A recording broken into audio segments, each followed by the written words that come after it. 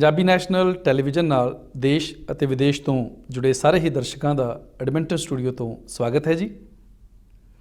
ਅੱਜ ਦੇ Edmonton diary programme ਵਿੱਚ ਮਨਜੀਤ ਸਿੰਘ ਫਿਰਮਨ ਵੱਲੋਂ ਪਿਆਰ, ਅਦਬ ਅਤੇ ਸਤਿਕਾਰ ਭਰੀ ਸਤਿ ਸ਼੍ਰੀ ਅਕਾਲ, ਸਲਾਮ, ਨਮਸਤੇ। ਦੋਸਤੋ, ਜਿਵੇਂ ਕਿ ਤੁਸੀਂ ਜਾਣਦੇ ਹੋ ਕਿ ਪਿਛਲੇ ਕੁਝ ਸਮੇਂ ਤੋਂ ਭਾਰਤ ਵਿੱਚ ਕੇਂਦਰੀ ਸਰਕਾਰ ਵੱਲੋਂ 3 ਖੇਤੀਬਾੜੀ ਨਾਲ ਸੰਬੰਧਿਤ ਆਰਡੀਨੈਂਸ ਪੇਸ਼ ਕੀਤੇ ਗਏ। ਫਿਰ ਭਾਰਤ ਦੀ ਪਾਰਲੀਮੈਂਟ ਦੇ ਦੋਨਾਂ ਸਦਨਾਂ ਵੱਲੋਂ ਪਾਸ ਕਰਨ ਉਪਰੰਤ ਪ੍ਰੈਜ਼ੀਡੈਂਟ ਦੀ ਅਪਰੂਵਲ ਮਿਲਣ ਤੋਂ ਬਾਅਦ ਇਹਨਾਂ ਨੂੰ ਕਾਨੂੰਨੀ ਰੂਪ ਦੇ ਦਿੱਤਾ ਗਿਆ ਹੈ।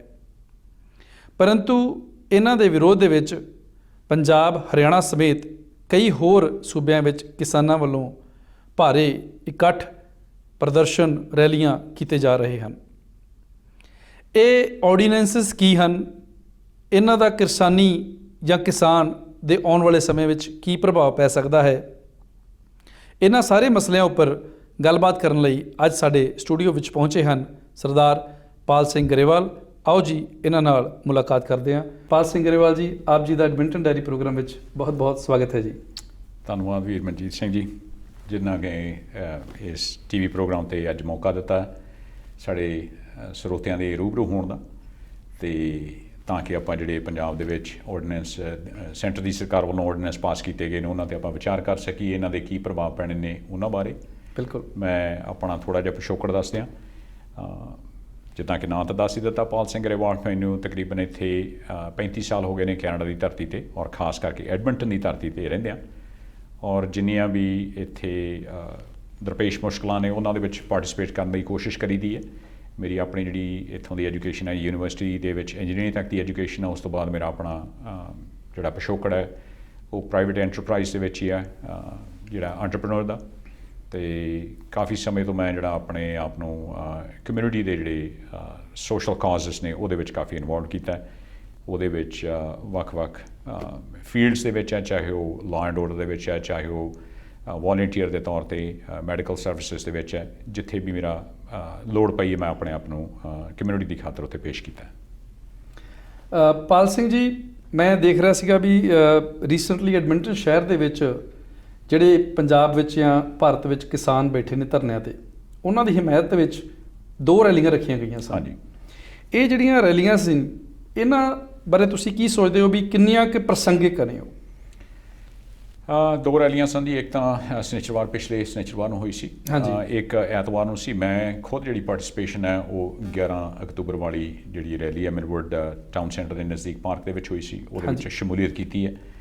ਔਰ ਮੈਂ ਸਮਝਦਾ ਸੀ ਕਿ ਇਹ ਮੇਰਾ ਫਰਜ਼ ਵੀ ਹੈ, ਇੱਕ ਪੰਜਾਬੀ ਹੋਣ ਦੇ ਨਾਤੇ, ਇੱਕ ਹਿੰਦੁਸਤਾਨ ਦਾ ਕਿਸਾਨ ਹੋਣ ਦੇ ਨਾਤੇ, ਕਿਸਾਨ ਦਾ ਬੇਟਾ ਹੋਣ ਦੇ ਬਿਲਕੁਲ ਤੌਰ 'ਤੇ ਮੈਂ ਸਮਝਦਾ ਕਿ ਮੇਰੀ ਜ਼ਿੰਮੇਵਾਰੀ ਬਣਦੀ ਸੀ। ਔਰ ਇੱਕ ਸੋਸ਼ਲ ਵਰਕਰ ਦੇ ਤੌਰ 'ਤੇ ਮੈਂ ਸਮਝਦਾ ਕਿ ਸੋਸ਼ਲ ਵੋਲੰਟੀਅਰ ਦੇ ਤੌਰ 'ਤੇ ਮੇਰੀ ਜ਼ਿੰਮੇਵਾਰੀ ਇਹ ਬਣਦੀ ਹੈ ਕਿ ਮੈਂ ਆਪਣੇ ਆਪ ਨੂੰ ਵੀ ਐਜੂਕੇਟ ਕਰਾਂ, ਔਰ ਜਿਹੜੇ ਇਸ ਰੈਲੀ ਦੇ ਵਿੱਚ ਪਾਰਟੀਸਪੇਸ਼ਨ ਕਰ ਰਹੇ ਨੇ ਜਾਂ ਜਿਹੜੇ ਘਰਾਂ ਦੇ ਵਿੱਚ ਜਿੱਦਾਂ ਹੁਣ ਤੁਹਾਡੇ ਮਾਧਿਅਮ ਰਾਹੀਂ ਬੈਠੇ ਸੁਣ ਰਹੇ ਨੇ, ਹਾਂਜੀ, ਉਹਨਾਂ ਨੂੰ ਵੀ ਐਜੂਕੇਟ ਕੀਤਾ ਜਾ ਸਕੇ ਵੀ ਇਹ ਆਰਡੀਨੈਂਸਸ ਹੈ ਕੀ ਨੇ, ਅਤੇ ਇਹਨਾਂ ਦੇ ਪਾਸ ਹੋਣ 'ਤੇ ਕਿਉਂ ਇਹਨਾਂ ਪ੍ਰੋਟੈਸਟ ਹੋ ਰਿਹਾ, ਕੀ ਇਹਦੇ ਕੋਈ ਬੈਨੀਫਿਟਸ ਨੇ ਜਾਂ ਫਿਰ ਇਹਦੇ ਨੁਕਸਾਨ ਨੇ। ਜਿਵੇਂ ਤੁਸੀਂ ਹੁਣ ਗੱਲ ਸ਼ੁਰੂ ਕਰ ਹੀ ਲਈ ਹੈ ਜੀ ਆਰਡੀਨੈਂਸ ਬਾਰੇ, ਮੈਂ ਕੋਸ਼ਿਸ਼ ਕਰਦਾ ਵੀ ਆਰਡੀਨੈਂਸ ਨੂੰ ਪਹਿਲਾਂ ਮੈਂ ਡਿਫਾਈਨ ਕਰਾਂ। ਹਾਂਜੀ।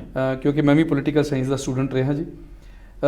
ਕੌਨਸਟੀਟਿਊਸ਼ਨ ਆਫ ਇੰਡੀਆ ਦੀ ਗੱਲ ਕਰੀਏ ਤੇ ਅੰਡਰ ਆਰਟੀਕਲ 123 ਜੀ, ਇਹ ਕੌਨਸਟੀਟਿਊਸ਼ਨ ਨੇ ਪ੍ਰੈਜ਼ੀਡੈਂਟ ਆਫ ਇੰਡੀਆ ਨੂੰ ਪਾਵਰ ਦਿੱਤੀ ਹੋਈ ਹੈ ਕਿ ਅਗਰ ਲੋਕ ਸਭਾ ਜਾਂ ਰਾਜ ਸਭਾ ਦਾ ਸੈਸ਼ਨ ਨਹੀਂ ਹੈ, ਹਾਂਜੀ, ਔਰ ਮਾਹੌਲ ਇਹੋ ਜਿਹੇ ਬਣ ਗਏ ਨੇ ਕਿ ਕੋਈ ਐਗਜ਼ੈਕਟਲੀ ਰਾਈਟ ਨਾਓ ਸਾਨੂੰ ਇਮੀਡੀਏਟ ਐਕਸ਼ਨ ਲੈਣਾ ਹੈ, ਤਾਂ ਉਸ ਸਮੇਂ ਦੇ ਵਿੱਚ ਪ੍ਰੈਜ਼ੀਡੈਂਟ ਆਫ ਇੰਡੀਆ ਜਿਹੜਾ ਹੈ ਉਹ ਆਰਡੀਨੈਂਸ ਜਾਰੀ ਕਰ ਸਕਦਾ ਹੈ, ਜਿਸ ਦੀ ਪਾਵਰ ਐਗਜ਼ੈਕਟਲੀ ਲਾਅ ਦੇ ਬਰਾਬਰ ਹੁੰਦੀ ਹੈ। ਹਾਂਜੀ।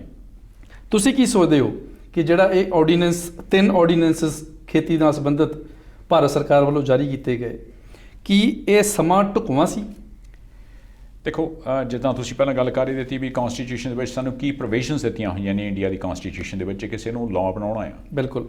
ਅਤੇ ਸਾਡੇ ਕੋਲੇ ਉੱਥੇ ਜਿਹੜਾ ਲੋਕਤੰਤਰ ਹੈ, ਡੈਮੋਕ੍ਰੇਸੀ ਹੈ, ਡੈਮੋਕ੍ਰੇਸੀ ਨੂੰ ਦੇ ਵਿੱਚ ਜਿਹੜੀ ਪਾਰਲੀਮੈਂਟ ਹੈ ਲੋਕਾਂ ਦੀ ਸਭਾ ਹੈ, ਲੋਕ ਸਭਾ ਇਸੇ ਕਰਕੇ ਕਿਹਾ ਜਾਂਦਾ ਹੈ। ਅਤੇ ਉੱਥਾਂ ਜਿਹੜੀਆਂ ਲੋਕਾਂ ਦੀਆਂ ਲੋੜਾਂ ਨੇ ਉਹਨਾਂ ਦੇ ਨੁਮਾਇੰਦਿਆਂ ਦੀ ਸਭਾ ਦੇ ਵਿੱਚ ਉਹ ਡਿਸਕਸ ਕਰਕੇ ਜਿਹੜੇ ਪੇਸ਼ ਕੀਤੇ ਜਾਣੇ ਚਾਹੀਦੇ ਨੇ। ਬਿਲਕੁਲ। ਵੀ ਆਹ ਮੁਸ਼ਕਲਾਂ ਨੇ, ਇੱਕ ਧਿਰ ਉਹਦੇ ਵਾਸਤੇ ਇੱਕ ਕੋਈ ਸੋਲੂਸ਼ਨ ਪ੍ਰਪੋਜ਼ ਕਰਦੀ ਹੈ ਤਾਂ ਬਾਕੀ ਦੀ ਜਿਹੜੀ ਵਿਰੋਧੀ ਧਿਰ ਹੁੰਦੀ ਹੈ ਉਹਨੂੰ ਵੀ ਉਸ 'ਤੇ ਆਪਣੇ ਵਿਚਾਰ ਅਤੇ ਵਿਊਜ਼ ਜਿਹੜੀਆਂ ਨੇ, ਆਬਜੈਕਸ਼ਨਸ ਜਿਹੜੀਆਂ ਨੇ ਉਹਨੂੰ ਪੇਸ਼ ਕਰਨ ਦਾ ਮੌਕਾ ਦਿੱਤਾ ਜਾਂਦਾ ਹੈ। ਬਿਲਕੁਲ। ਤੇ ਉਹਦੇ 'ਤੇ ਇੱਕ ਖੁੱਲ੍ਹਾ ਡਿਬੇਟ ਹੁੰਦਾ ਹੈ। ਖੁੱਲ੍ਹੇ ਡਿਬੇਟ ਤੋਂ ਬਾਅਦ ਹੀ ਉਹਦੇ ਪ੍ਰੋਜ਼ ਐਂਡ ਕੌਨਸ ਦੇਖ ਕੇ ਕਿ ਇਹਦੇ ਕਿੰਨੇ ਕੁ ਬੈਨੀਫਿਟਸ ਨੇ, ਕਿੰਨੇ ਕੁ ਨੁਕਸਾਨ ਨੇ, ਉਹਦੇ 'ਤੇ ਵੋਟਿੰਗ ਹੁੰਦੀ ਹੈ ਅਤੇ ਉਹਨੂੰ ਇੱਕ ਲਾਅ ਦੇ ਤੌਰ 'ਤੇ ਪਾਸ ਕੀਤਾ ਜਾਂਦਾ ਹੈ। ਪਰ ਲੇਕਿਨ ਜਦੋਂ ਤੁਸੀਂ ਕਿਹਾ ਵੀ ਆਰਡੀਨੈਂਸ 'ਤੇ ਇੱਕ ਸਪੈਸ਼ਲ ਪਾਵਰ ਸੀ, ਕਹਿ ਲਓ ਵੀ ਦਿੱਤੀਆਂ ਹੋਈਆਂ ਨੇ ਗੌਰਮੈਂਟ ਨੂੰ। ਬਿਲਕੁਲ। ਔਰ ਕੋਵਿਡ-19 ਦੀ ਜਿਹੜੀ ਮਹਾਂਮਾਰੀ ਦੇ ਦਰਮਿਆਨ ਉਹਨਾਂ ਨੇ ਮੈਨੂੰ ਲੱਗਦਾ ਵੀ ਜਿਸ ਤਰੀਕੇ ਨਾਲ ਇਹਦਾ ਕੋਈ ਫਾਇਦਾ ਉਠਾਇਆ, ਕਿਉਂਕਿ ਇਹਦੀ ਇੰਨੀ ਇਮੀਡੀਏਟ ਜ਼ਰੂਰਤ ਤਾਂ ਨਹੀਂ ਸੀ ਵੀ ਇੰਨੀ ਤੁਰੰਤ ਲੋੜ ਸੀ ਕਿ ਇਹਨੂੰ ਬਿਨਾਂ ਡਿਸਕਸ਼ਨ ਦੇ ਆਰਡੀਨੈਂਸ ਦੇ ਰੂਪ ਦੇ ਵਿੱਚ ਪਾਸ ਕੀਤਾ ਜਾਵੇ। ਆਰਡੀਨੈਂਸ ਕੀ ਹੈ ਕਿ ਕੈਬਨਿਟ ਮਿਨਿਸਟਰ ਦੇ ਕੁਝ ਜਿਹੜੇ ਸਿਲੈਕਟ ਬੰਦੇ ਲੈ ਲਏ ਨੇ, ਪ੍ਰਾਈਮ ਮਿਨਿਸਟਰ ਜਾਂ ਇੱਕ ਸਿਲੈਕਟ ਕਮੇਟੀ ਨੇ ਉਹਨਾਂ ਨੂੰ ਅਪਰੋਚ ਕੀਤਾ, ਉਹਨਾਂ ਦੀਆਂ ਵਿਊਜ਼ ਲੈ ਕੇ ਅਤੇ ਉਹਨੂੰ ਇੱਕ ਆਪਣੇ ਵੱਲੋਂ ਪ੍ਰਪੋਜ਼ ਲਾਅ ਦੇ ਤੌਰ 'ਤੇ ਪੇਸ਼ ਕਰ ਦਿੱਤਾ। ਉਹਦੇ 'ਤੇ ਕੋਈ ਡਿਸਕਸ਼ਨ ਨਹੀਂ ਹੈ, ਉਹਦੇ 'ਤੇ ਕੋਈ ਡਿਬੇਟ ਨਹੀਂ ਹੈ, ਉਹਦੇ 'ਤੇ ਕੋਈ ਫੀਡਬੈਕ ਨਹੀਂ ਹੈ, ਉਹਦੇ 'ਤੇ ਕੋਈ ਵੋਟਿੰਗ ਨਹੀਂ ਹੋਈ ਹੈ, ਔਰ ਪ੍ਰੈਜ਼ੀਡੈਂਟ ਤੋਂ ਸਾਈਨ ਕਰਕੇ ਉਹਨਾਂ ਨੂੰ ਇੱਕ ਕਾਨੂੰਨ ਦੇ ਤੌਰ 'ਤੇ ਲਾਗੂ ਕਰ ਦਿੱਤਾ। ਅਤੇ ਹੁਣ ਉਹਦੀ ਰੈਮਡੀ ਕੀ ਹੈ ਕਿ ਵੱਧ ਤੋਂ ਵੱਧ ਕੇ ਲੋਕ ਸਭਾ ਦੇ ਵਿੱਚ ਉਹਨੂੰ ਜਿਹੜਾ ਸੈਸ਼ਨ ਹੋਏਗਾ ਉਹਦੇ ਵਿੱਚ 6 ਵੀਕਾਂ ਦੇ ਵਿੱਚ ਉਹਦੇ 'ਤੇ ਕੋਈ ਡਿਸਕਸ਼ਨ ਹੋਣੀ ਹੈ। ਪਰ ਜਿਸ ਤਰੀਕੇ ਨਾਲ ਪਾਸ ਕੀਤੇ ਗਏ ਲੱਗਦਾ ਨਹੀਂ ਵੀ ਕੋਈ ਡਿਸਕਸ਼ਨ ਦੇ ਵਿੱਚ ਕਿਸੇ ਮੂਡ ਦੇ ਵਿੱਚ ਨੇ, ਔਰ ਕਿਉਂਕਿ ਉਹਨਾਂ ਦੀ ਉੱਥੇ ਵੀ ਬਹੁਤ ਸੰਮਤੀ ਹੈ। ਸੋ ਆਲਰੇਡੀ ਇੱਦਾਂ ਲੱਗਦਾ ਵੀ ਇੱਕ ਬੜੇ ਪ੍ਰੀ ਪਲਾਨ ਤਰੀਕੇ ਦੇ ਨਾਲ ਇੱਕ ਆਪਣੇ ਪ੍ਰੀ ਡਿਟਰਮਨ ਟੀਚੇ ਨੂੰ ਅਚੀਵ ਕਰਨ ਵਾਸਤੇ, ਆਪਣਾ ਪ੍ਰੀ ਡਿਟਰਮਨ ਕੋਈ ਟਾਰਗੇਟ ਰੱਖਿਆ ਉਹਨੂੰ ਅਚੀਵ ਕਰਨ ਵਾਸਤੇ ਜਿਸ ਤਰੀਕੇ ਨਾਲ ਉਹਨਾਂ ਨੇ ਇਹਨੂੰ ਪਾਸ ਕੀਤਾ ਹੈ।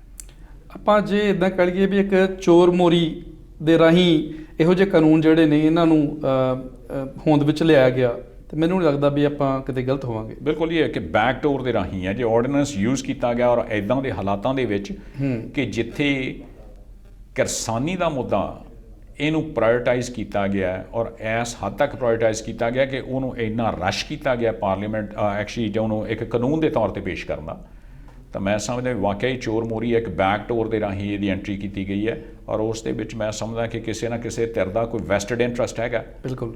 ਉਸ ਤੋਂ ਸਿਵਾਏ ਇੱਦਾਂ ਦੇ ਕਦਮ ਚੁੱਕਣੇ ਜਿਹੜੇ ਕੋਈ ਨਾ ਲਾਹੇਵੰਦ ਨੇ ਅਤੇ ਨਾ ਹੀ ਕੋਈ ਸਾਰਥਕ ਲੱਗਦੇ ਨੇ, ਕਿਉਂਕਿ ਇਹੀ ਸਰਕਾਰ ਪਿਛਲੇ 6 ਸਾਲ ਤੋਂ ਲਗਭਗ ਸੱਤਾ ਦੇ ਵਿੱਚ ਆ। ਹਾਂਜੀ। ਔਰ ਅਜੇ ਹੋਰ ਇਹਨਾਂ ਕੋਲ ਲਗਭਗ 2.5-3 ਸਾਲ ਇਹਨਾਂ ਕੋਲ ਪਏ ਨੇ, ਸਮਾਂ ਹੈ। ਔਰ ਇਹ ਇਹੋ ਜਿਹੀ ਕੋਈ ਆਪਾਤਕਾਲੀਨ ਸਥਿਤੀ ਹੈ ਤਾਂ ਨਹੀਂ ਸੀ ਵੀ ਕਿਰਸਾਨੀ ਨਾਲ ਸੰਬੰਧਿਤ ਕਾਨੂੰਨ ਇਹ ਕੋਵਿਡ-19 ਦੇ ਸਮੇਂ ਦੇ ਵਿੱਚ ਹੀ ਇੰਪਲੀਮੈਂਟ ਕੀਤੇ ਜਾਣ। ਗੌਰਮੈਂਟ ਦਾ ਫੋਕਸ ਹੋਣਾ ਚਾਹੀਦਾ ਵੀ ਐਡੀ ਵੱਡੀ ਮਹਾਂਮਾਰੀ ਹੈ ਜਿਸ ਦੇ ਨਾਲ ਹੁਣ ਦੁਨੀਆ ਦੇ ਨੰਬਰ 1 ਤੇ ਪਹੁੰਚਣ ਵਾਲਾ ਹੋ ਗਿਆ ਹਿੰਦੁਸਤਾਨ, ਤੇ ਫੋਕਸ ਕਿਸ ਚੀਜ਼ ਤੇ ਹੋਣਾ ਚਾਹੀਦਾ ਸੀ ਕਿ ਇਸ ਕੋਵਿਡ-19 ਦੀ ਮਹਾਂਮਾਰੀ ਨੂੰ, ਇਸ ਪੈਂਡੈਮਿਕ ਨੂੰ ਕਿੱਦਾਂ ਕੰਟਰੋਲ ਕੀਤਾ ਜਾਣਾ ਚਾਹੀਦਾ, ਕਿਵੇਂ ਕੀਤਾ ਜਾਵੇ। ਤੇ ਹੋ ਸਕਦਾ ਵੀ ਗੌਰਮੈਂਟ ਨੇ ਜਿਹੜਾ ਧਿਆਨ ਹੀ ਖਿੱਚਣ ਵਾਸਤੇ ਕਿ ਤਾਂ ਕਿ ਲੋਕਾਂ ਦਾ ਪੈਂਡੈਮਿਕ ਵਾਲੇ ਪਾਸਿਓਂ ਧਿਆਨ ਨਿਕਲ ਜੇ ਹੁਣ, ਤੇ ਆ ਕੇ ਕਿਸਾਨ ਜਿਹੜਾ ਹੈ ਤੇ ਆਮ ਜਨਤਾ ਜਿਹੜੀ ਹੈ ਉਹ ਆ ਕੇ ਦੇ ਪ੍ਰੋਟੈਸਟ ਦੇ ਵਿੱਚੋਂ ਡਿਸਟਰੈਕਟ ਹੋਈ ਬੈਠੀ ਹੈ, ਪੈਂਡੈਮਿਕ ਵਾਲੇ ਪਾਸੋਂ ਧਿਆਨ ਹਟਾਉਣ ਦਾ ਹੀ ਇੱਕ ਮਸਲਾ ਹੋਵੇ। ਇੱਕ ਸਪੈਕੂਲੇਸ਼ਨ ਹੈ ਮੇਰੇ ਪਾਰਟ 'ਤੇ, ਪਰ ਲੇਕਿਨ ਮੈਂ ਸਮਝਦਾ ਵੀ ਇਹਦੇ ਪਿੱਛੇ ਹੋਰ ਵੀ ਬਹੁਤ ਜਿਹੜੇ ਗੁੱਝੇ ਇੰਟਰਸਟ ਨੇ, ਸਪੈਸ਼ਲ ਇੰਟਰਸਟ, ਜਿਹੜੇ ਸਪੈਸ਼ਲ ਇੰਟਰਸਟ ਗਰੁੱਪਸ ਦੀ ਉਹ ਕਾਰਜਕਾਰੀ ਨੂੰ ਜਿਹੜਾ ਲਾਹੇਵੰਦ ਬਣਾਉਣਾ ਚਾਹੁੰਦੇ ਨੇ ਆਪਣੇ ਉਹਨਾਂ ਦੀ ਸੋਲੀ ਜਿਹੜੇ ਬੈਨੀਫਿਟਸ ਵਾਸਤੇ। ਲੱਗਦਾ ਹੀ ਹੈ ਕਿਉਂਕਿ ਜਿਹੜੀਆਂ ਤਰ੍ਹਾਂ ਨੇ ਇਹਨਾਂ ਤੋਂ ਬੈਨੀਫਿਟ ਹੋਣਾ ਹੈ ਉਹਨਾਂ ਨੇ ਇੱਕ ਬੜਾ ਮੌਕਾ ਲੱਭ ਲਿਆ ਔਰ ਗੌਰਮੈਂਟ ਨੂੰ ਮਨਾ ਕੇ ਇੱਦਾਂ ਲੱਗਦਾ ਕਿ ਉਹਨਾਂ ਨੇ ਇਹ ਜਿਹੜੇ ਆਰਡੀਨੈਂਸ ਪਾਸ ਕਰਵਾਏ ਨੇ। ਗਰੇਵਾਲ ਜੀ, ਮੈਂ ਨੋਟਿਸ ਕਰ ਰਿਹਾ ਸੀਗਾ ਵੀ ਹੁਣ ਤੱਕ ਇਹ ਪਹਿਲੀ ਵਾਰ ਹੋਇਆ ਕਿ 31 ਕਿਸਾਨ ਜਥੇਬੰਦੀਆਂ ਇੱਕ ਪਲੇਟਫਾਰਮ ਤੇ ਇਕੱਠੀਆਂ ਹੋ ਗਈਆਂ। ਹਾਂਜੀ। ਕਿੰਨਾ ਗੰਭੀਰ ਇਹ ਮੁੱਦਾ ਹੋ ਸਕਦਾ? ਵਾਕਈ ਬੜਾ ਗੰਭੀਰ ਹੈ ਕਿਉਂਕਿ ਜਿਸ ਆਰਡੀਨੈਂਸ ਨੂੰ ਇਸ ਰੂਪ ਦੇ ਵਿੱਚ ਪਾਸ ਕਰਕੇ ਪੇਸ਼ ਕੀਤਾ ਜਾ ਰਿਹਾ ਕਿ ਇਹ ਤਾਂ ਕਿਸਾਨੀ ਦੇ ਹੱਕਾਂ ਦੀ ਗੱਲ ਹੈ। ਬਿਲਕੁਲ। ਕਿਸਾਨ ਦੇ ਵਾਸਤੇ ਬੈਨੀਫਿਟਸ ਦੀ ਗੱਲ ਹੈ। ਅੱਜ ਉਹੀ ਕਿਸਾਨ ਸਭ ਤੋਂ ਵੱਧ ਇਹਦੇ ਵਿਰੋਧ ਦੇ ਵਿੱਚ ਆ ਰਿਹਾ, ਔਰ ਇੱਕ ਖਿੱਤੇ ਦਾ ਨਹੀਂ ਤਾਂ ਸਾਰੇ ਹਿੰਦੁਸਤਾਨ ਦੇ ਵਿੱਚ ਆ ਰਿਹਾ। ਬਿਲਕੁਲ। ਚਾਹੇ ਉਹ ਦੱਖਣ ਤੋਂ ਨੇ, ਚਾਹੇ ਉੱਤਰ ਤੋਂ ਨੇ, ਚਾਹੇ ਪੂਰਬ ਤੋਂ ਨੇ, ਚਾਹੇ ਪੱਛਮ ਤੋਂ ਨੇ, ਹਰ ਜਗ੍ਹਾ ਤੇ ਇੱਕ ਹਾਹਾਕਾਰ ਮੱਚੀ ਪਈ ਹੈ ਵੀ ਭਾਈ ਸਾਡਾ ਤਾਂ ਜਿਵੇਂ ਇੱਕ ਅੰਤ ਆ ਗਿਆ ਹੁੰਦਾ ਹੈ। ਬਿਲਕੁਲ। ਜੇ ਇਹ ਆਰਡੀਨੈਂਸ ਇੰਨੇ ਹੀ ਬੈਨੀਫੀਸ਼ੀਅਲ ਨੇ ਔਰ ਕਿਸਾਨਾਂ ਦੇ ਹੱਕਾਂ ਦੇ ਵਿੱਚ ਪੇਸ਼ ਕੀਤੇ ਗਏ ਨੇ ਤਾਂ ਫਿਰ ਕਿਸਾਨ ਇਹਨੂੰ ਕਿਉਂ ਨਹੀਂ ਐਕਸੈਪਟ ਕਰ ਰਿਹਾ? ਬਿਲਕੁਲ, ਬੜਾ ਵਾਜਬ ਸਵਾਲ ਆ। ਹਾਂਜੀ, ਉਹਨੂੰ ਕਰ ਲੈਣਾ ਚਾਹੀਦਾ ਸੀ, ਪਰ ਓਬਵੀਅਸਲੀ ਇਹਦੇ ਵਿੱਚ ਇੰਨੇ ਕੁ ਉਹਦੇ ਵਿੱਚ ਡੈਟਰੀਮੈਂਟਲ ਇਫੈਕਟਸ ਨੇ, ਇੰਨੇ ਕੁ ਉਹਦੇ ਮਾਰੂ ਅਸਰ ਨੇ ਜਿਹੜੇ ਕਿਸਾਨਾਂ 'ਤੇ ਪੈ ਸਕਦੇ ਨੇ ਕਿ ਕਿਸਾਨ ਨੇ ਆਪਣੇ ਆਉਣ ਵਾਲੇ ਭਵਿੱਖ ਤੋਂ ਚਿੰਤਤ ਹੋ ਕੇ ਇਹ ਸਟੈਪ ਲੈਣੇ ਪਏ ਨੇ। ਵਰਨਾ ਅੱਜ ਫਸਲਾਂ ਦੀ ਬਿਜਾਈ ਵੀ ਹੋਣੀ ਹੈ, ਅਗਲਿਆਂ ਨੇ ਮੰਡੀਆਂ ਦੇ ਵਿੱਚ ਜਾ ਕੇ ਵੇਚਣਾ ਵੀ ਹੈ, ਪਰ ਅੱਜ ਕਿਸਾਨ ਜਾ ਕੇ ਰੇਲ ਦੀਆਂ ਪਟੜੀਆਂ 'ਤੇ ਬੈਠਾ ਹੈ, ਧਰਨੇ ਲਾ ਰਿਹਾ, ਭੁੱਖੇ ਭਾਣੇ ਉੱਥੇ ਬੈਠਾ ਆ, ਤੇ ਆਪਣੇ ਹੱਕਾਂ ਨੂੰ ਪ੍ਰੋਟੈਕਟ ਕਰਨ ਦੀ ਇੱਕ ਗੱਲ ਕਰ ਰਿਹਾ ਤੇ ਮੇਰੇ ਖਿਆਲ ਦੇ ਵਿੱਚ ਗਵਰਨਮੈਂਟ ਨੂੰ ਵਾਕਈ ਇਹਦੇ ਤੇ ਗੰਭੀਰਤਾ ਦੇ ਨਾਲ ਸੋਚਣਾ ਬਣਦਾ ਹੈ ਕਿ ਵਾਕਈ ਅਸੀਂ ਕੁਝ ਗਲਤ ਕੀਤਾ ਜਿਸ ਕਰਕੇ ਇੰਨੀ ਵੱਡੀ ਤਾਦਾਦ ਦੇ ਵਿੱਚ ਕਿਸਾਨ ਜਿਹੜਾ ਸੜਕਾਂ ਤੇ ਆ ਗਿਆ। ਬਿਲਕੁਲ। ਔਰ ਦੇਖੋ ਜੀ, ਕੋਵਿਡ-19 ਦਾ ਉੱਪਰੋਂ ਸਮਾਂ ਵਾ, ਰਾਦਰ ਅਸੀਂ ਗੱਲ ਕਰਦੇ ਹਾਂ ਕਿ ਸੋਸ਼ਲ ਡਿਸਟੈਂਸਿੰਗ ਮੇਨਟੇਨ ਕਰਨ ਦੀ ਕੋਸ਼ਿਸ਼ ਕਰਨੀ ਚਾਹੀਦੀ ਹੈ। ਤੇ ਦੇਖੋ ਕਿੰਨੇ ਕੁ ਦੁਖੀ ਹੋਣਗੇ ਕਿਸਾਨ ਵੀ ਐਡੀ ਵੱਡੀ ਗਿਣਤੀ ਦੇ ਵਿੱਚ ਥਾਂ ਤੇ ਧਰਨੇ ਲਾ ਕੇ, ਰੇਲਾਂ ਰੋਕ ਕੇ ਬੈਠੇ ਨੇ, ਆਪਣੀ ਜਾਨ ਤੱਕ ਦੀ ਪਰਵਾਹ ਨਹੀਂ ਕਰ ਰਹੇ, ਕਿਉਂਕਿ ਉਹਨਾਂ ਨੂੰ ਪਤਾ ਕਿ ਉਹਨਾਂ ਦਾ ਫਿਊਚਰ ਜਿਹੜਾ ਹੈ ਉਹ ਖਤਰੇ ਵਿੱਚ ਹੈ। ਬਿਲਕੁਲ ਜੀ, ਸਾਰਾ ਕਿਸਾਨੀ ਦਾ ਸਾਰਾ ਹਿੰਦੁਸਤਾਨ ਦੇ ਵਿੱਚ ਮੈਂ ਸਮਝਦਾ ਕਿ ਕਿਸਾਨੀ ਦਾ ਫਿਊਚਰ ਜਿਹੜਾ ਐਟ ਸਟੇਕ ਹੈ ਇਸ ਵਕਤ। ਔਰ ਵਾਕਈ ਇੰਨੀ ਗੰਭੀਰਤਾ ਦੇ ਨਾਲ ਜਿਹੜਾ ਕਿਸਾਨਾਂ ਨੇ ਸਟੈਪ ਲਿਆ ਤੇ ਔਰ ਬਣਦਾ ਵੀ ਸੀ, ਤਾਂ ਕਿ ਜਿਹੜੀ ਸੈਂਟਰ ਦੀ ਸਰਕਾਰ ਹੈ ਉਹ ਜਿਹੜੇ ਸਪੈਸ਼ਲ ਇੰਟਰਸਟ ਨੂੰ ਧਿਆਨ ਦੇ ਵਿੱਚ ਰੱਖ ਕੇ ਉਹਨਾਂ ਨੇ ਇਹ ਆਰਡੀਨੈਂਸ ਪਾਸ ਕੀਤੇ ਨੇ ਔਰ ਹੁਣ ਇੰਪਲੀਮੈਂਟ ਕਰ ਰਹੀ ਹੈ। ਤੇ ਮੇਰਾ ਖਿਆਲ ਵੀ ਉਸ ਸਰਕਾਰ ਤੱਕ ਜਿਹੜੀ ਉਹਨਾਂ ਦੀ ਆਪਣੀ ਆਵਾਜ਼ ਪਹੁੰਚਾਉਣ ਦਾ ਕਿਸਾਨਾਂ ਨੂੰ ਲੱਗਿਆ ਵੀ ਸਾਡੇ ਕੋਲ ਸਿਰਫ ਇੱਕੋ ਹੀ ਇੱਕ ਤਰੀਕਾ ਜਿਹੜਾ ਬਾਕੀ ਬਚਿਆ, ਉਹ ਹੈ ਸੜਕਾਂ 'ਤੇ ਆ ਕੇ ਇਹਨੂੰ ਪ੍ਰੋਟੈਸਟ ਕਰਨਾ, ਲਾਮਬੰਦ ਹੋਣਾ। ਹਾਂਜੀ, ਲਾਮਬੰਦ ਹੋਣ ਦਾ। ਦੋਸਤੋ, ਇਹ ਜਿਹੜਾ ਮੁੱਦਾ ਹੈ ਕਿਸਾਨੀ ਦੇ ਨਾਲ ਸੰਬੰਧਿਤ ਔਰ ਜਿਹੜੇ ਆਰਡੀਨੈਂਸ ਜਾਂ ਲਾਅ ਬਣਾਏ ਗਏ ਨੇ ਭਾਰਤ ਸਰਕਾਰ ਵੱਲੋਂ, ਬੜਾ ਇੱਕ ਗੰਭੀਰ ਮੁੱਦਾ ਹੈ। ਇਸ ਉੱਪਰ ਹੋਰ ਵੀ ਗੱਲਬਾਤ ਕਰਾਂਗੇ। ਇੱਥੇ ਅਸੀਂ ਇੱਕ ਕਮਰਸ਼ੀਅਲ ਬ੍ਰੇਕ ਦੇ ਲਈ ਰੁਕਾਂਗੇ ਜੀ, ਔਰ ਤੁਸੀਂ ਜੁੜੇ ਰਹੋ ਪੰਜਾਬੀ ਨੈਸ਼ਨਲ ਟੈਲੀਵਿਜ਼ਨ ਨਾਲ।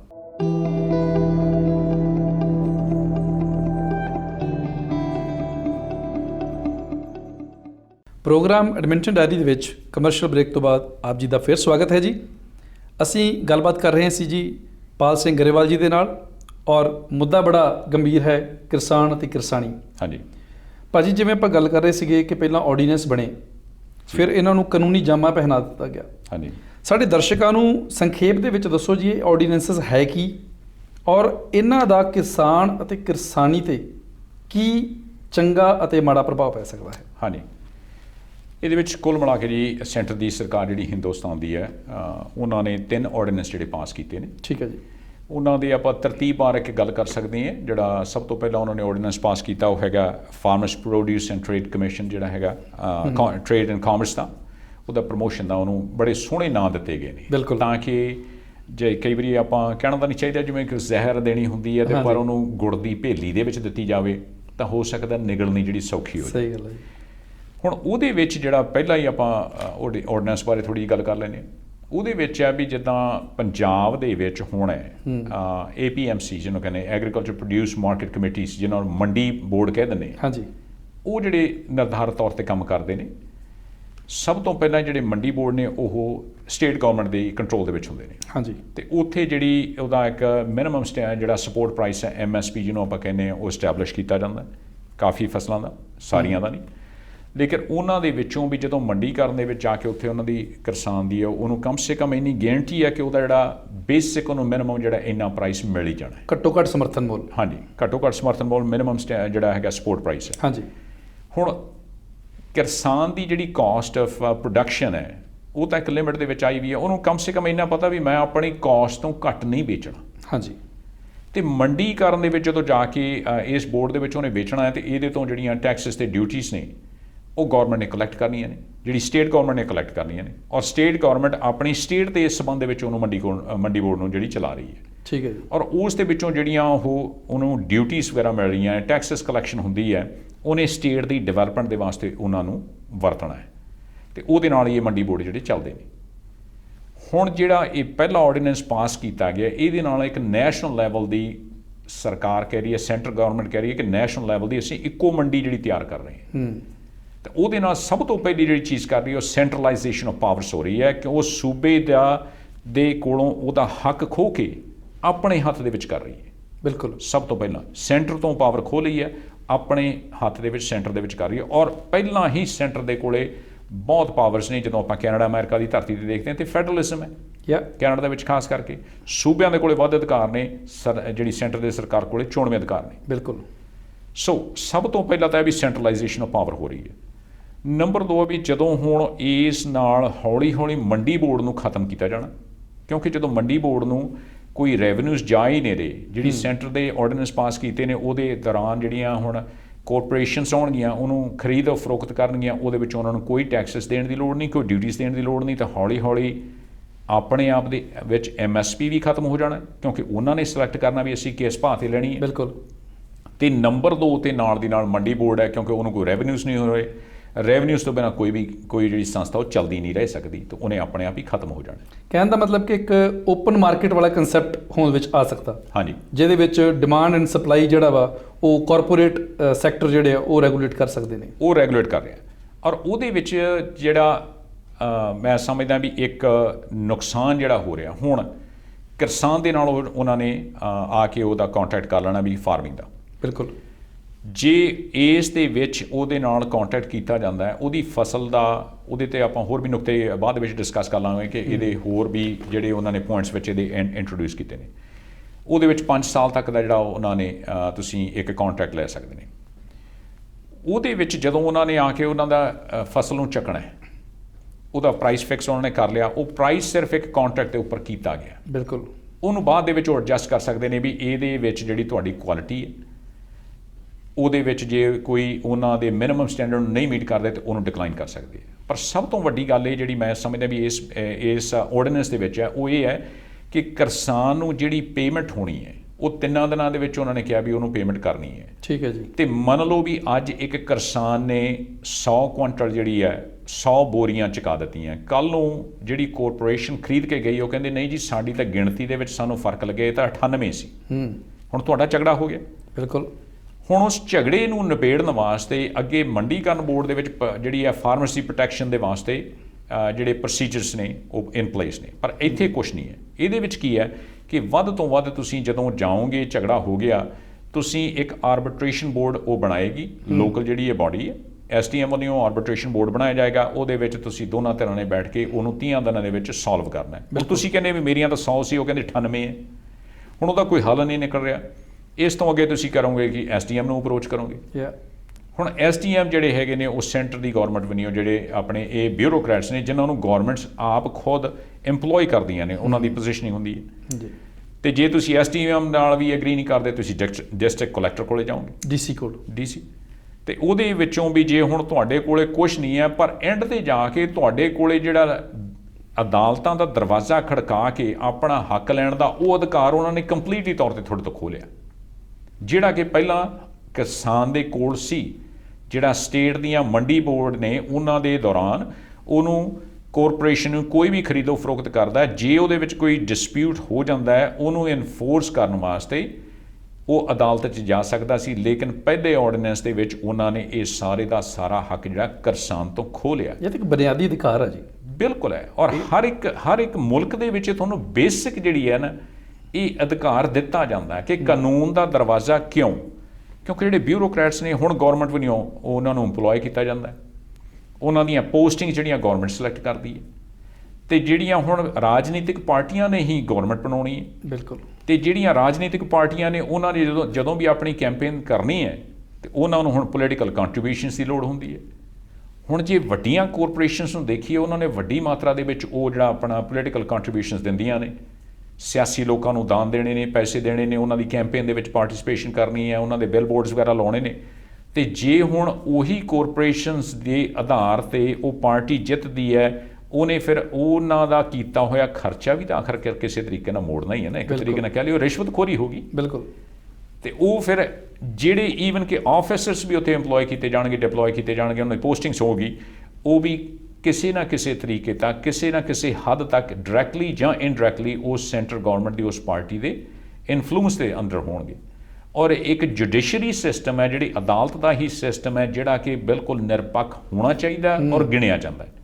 ਔਰ ਉੱਥੇ ਹੀ ਜਾ ਕੇ ਜਿਹੜਾ ਕਿਸੇ ਨੂੰ ਵੀ ਆਪਣੇ ਨਾਲ ਹੋਈ ਬੇਇਨਸਾਫੀ ਦਾ ਇਨਸਾਫ ਲਿਆ ਜਾ ਸਕਦਾ ਹੈ। ਸੋ ਰੂਲ ਆਫ ਲਾਅ ਤੇ ਫਿਰ ਖਤਮ ਹੋ ਗਈ ਜੀ ਕਹਾਣੀ ਹੈ। ਬਿਲਕੁਲ ਖਤਮ ਕਰ ਰਹੇ ਨੇ ਉੱਥੇ। ਪਹਿਲੇ ਆਰਡੀਨੈਂਸ ਦੇ ਮੁਤਾਬਕ ਮੈਂ ਸਮਝਦਾ ਉਹ ਬਿਲਕੁਲ ਇਸ ਨੂੰ ਹੁਣ ਖਤਮ ਕਰ ਰਹੇ ਨੇ।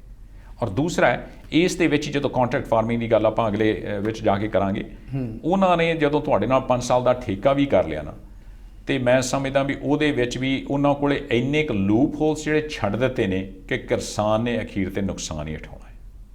ਪਰ ਲੇਕਿਨ ਇਸ ਤੋਂ ਜਿਹੜਾ ਅਗਲਾ ਬਿੱਲ ਹੈ ਉਹ ਹੈਗਾ ਐਸੈਂਸ਼ੀਅਲ ਕਮੋਡਿਟੀਜ਼ ਦੀ ਜਿਹੜੀ ਅਮੈਂਡਮੈਂਟਸ ਕੀਤੀਆਂ ਨੇ, ਉਹਦੇ ਵਿੱਚ ਜਿੱਦਾਂ ਪਹਿਲਾਂ ਅਸੀਂ ਗੰਢੇ ਹੋ ਗਏ, ਆਲੂ ਹੋ ਗਏ, ਦਾਲਾਂ ਹੋ ਗਈਆਂ, ਜਾਂ ਆਪਣੇ ਜਿਹੜੇ ਬੀਜਾਂ ਤੋਂ ਪਹਿਲਾਂ ਤੇਲ ਹੁੰਦੇ ਨੇ, ਈਵਨ ਕਿ ਜਿਹੜੇ ਬਿਜਾਈ ਵਾਸਤੇ ਬੀਜ ਵਗੈਰਾ ਨੇ, ਉਹਨਾਂ ਨੂੰ ਐਸੈਂਸ਼ੀਅਲ ਕਮੋਡਿਟੀਜ਼ ਦੇ ਵਿੱਚ ਰੱਖਿਆ ਗਿਆ ਸੀ। ਠੀਕ ਹੈ ਜੀ। ਉਹਨਾਂ ਤੋਂ ਭਾਵ ਹੈ ਵੀ ਜਿਹੜੀ ਉਹਨਾਂ ਦੀ ਕਿੰਨੀ ਸਟੋਰੇਜ ਕਿਹੜੀ ਕੰਪਨੀ ਜਾਂ ਕੋਈ ਇੰਡੀਵਿਜੂਅਲ ਐਂਟੀਟੀ ਕਰ ਸਕਦੀ ਹੈ, ਉਹਦੇ ਤੇ ਲਿਮਿਟ ਰੱਖੀ ਹੋਈ ਸੀ। ਸੋ ਬਲੈਕ ਮਾਰਕੀਟਿੰਗ ਤੇ ਕਹ ਲਓ ਜਾਂ ਸਟਾਕਿੰਗ ਤੇ ਕਹ ਲਓ ਵੀ ਕੁਝ ਪਾਬੰਦੀਆਂ ਸਨ, ਤਾਂ ਕਿ ਉਹਦੀ ਓਵਰ ਸਟਾਕਿੰਗ ਕੋਈ ਇੱਕ ਇੰਡੀਵਿਜੂਅਲ ਐਂਟੀਟੀ ਨਾ ਕਰ ਸਕੇ, ਜਾਂ ਕਿ ਥੋੜ੍ਹੀਆਂ ਜਿਹੜੀਆਂ ਕੰਪਨੀਆਂ ਨੇ ਉਹ ਬਹੁਤਾ ਸਮਾਨ ਖਰੀਦ ਕੇ ਆਪਣੇ ਕੋਲ ਇੰਨਾ ਨਾ ਸਟੋਰੇਜ ਕਰ ਲੈਣ ਕਿ ਉਹ ਮਾਰਕੀਟ ਦੇ ਵਿੱਚ ਉਹਦੀ ਕਿੱਲਤ ਪੈਦਾ ਕਰ ਦੇਣ, ਤੇ ਜਦੋਂ ਉਹਦੀ ਸ਼ੋਰਟੇਜ ਹੋਊਗੀ ਤੇ ਉਹਦੇ ਪ੍ਰਾਈਸਿਸ ਵਧਣੇ ਹੀ ਵਧਣੇ।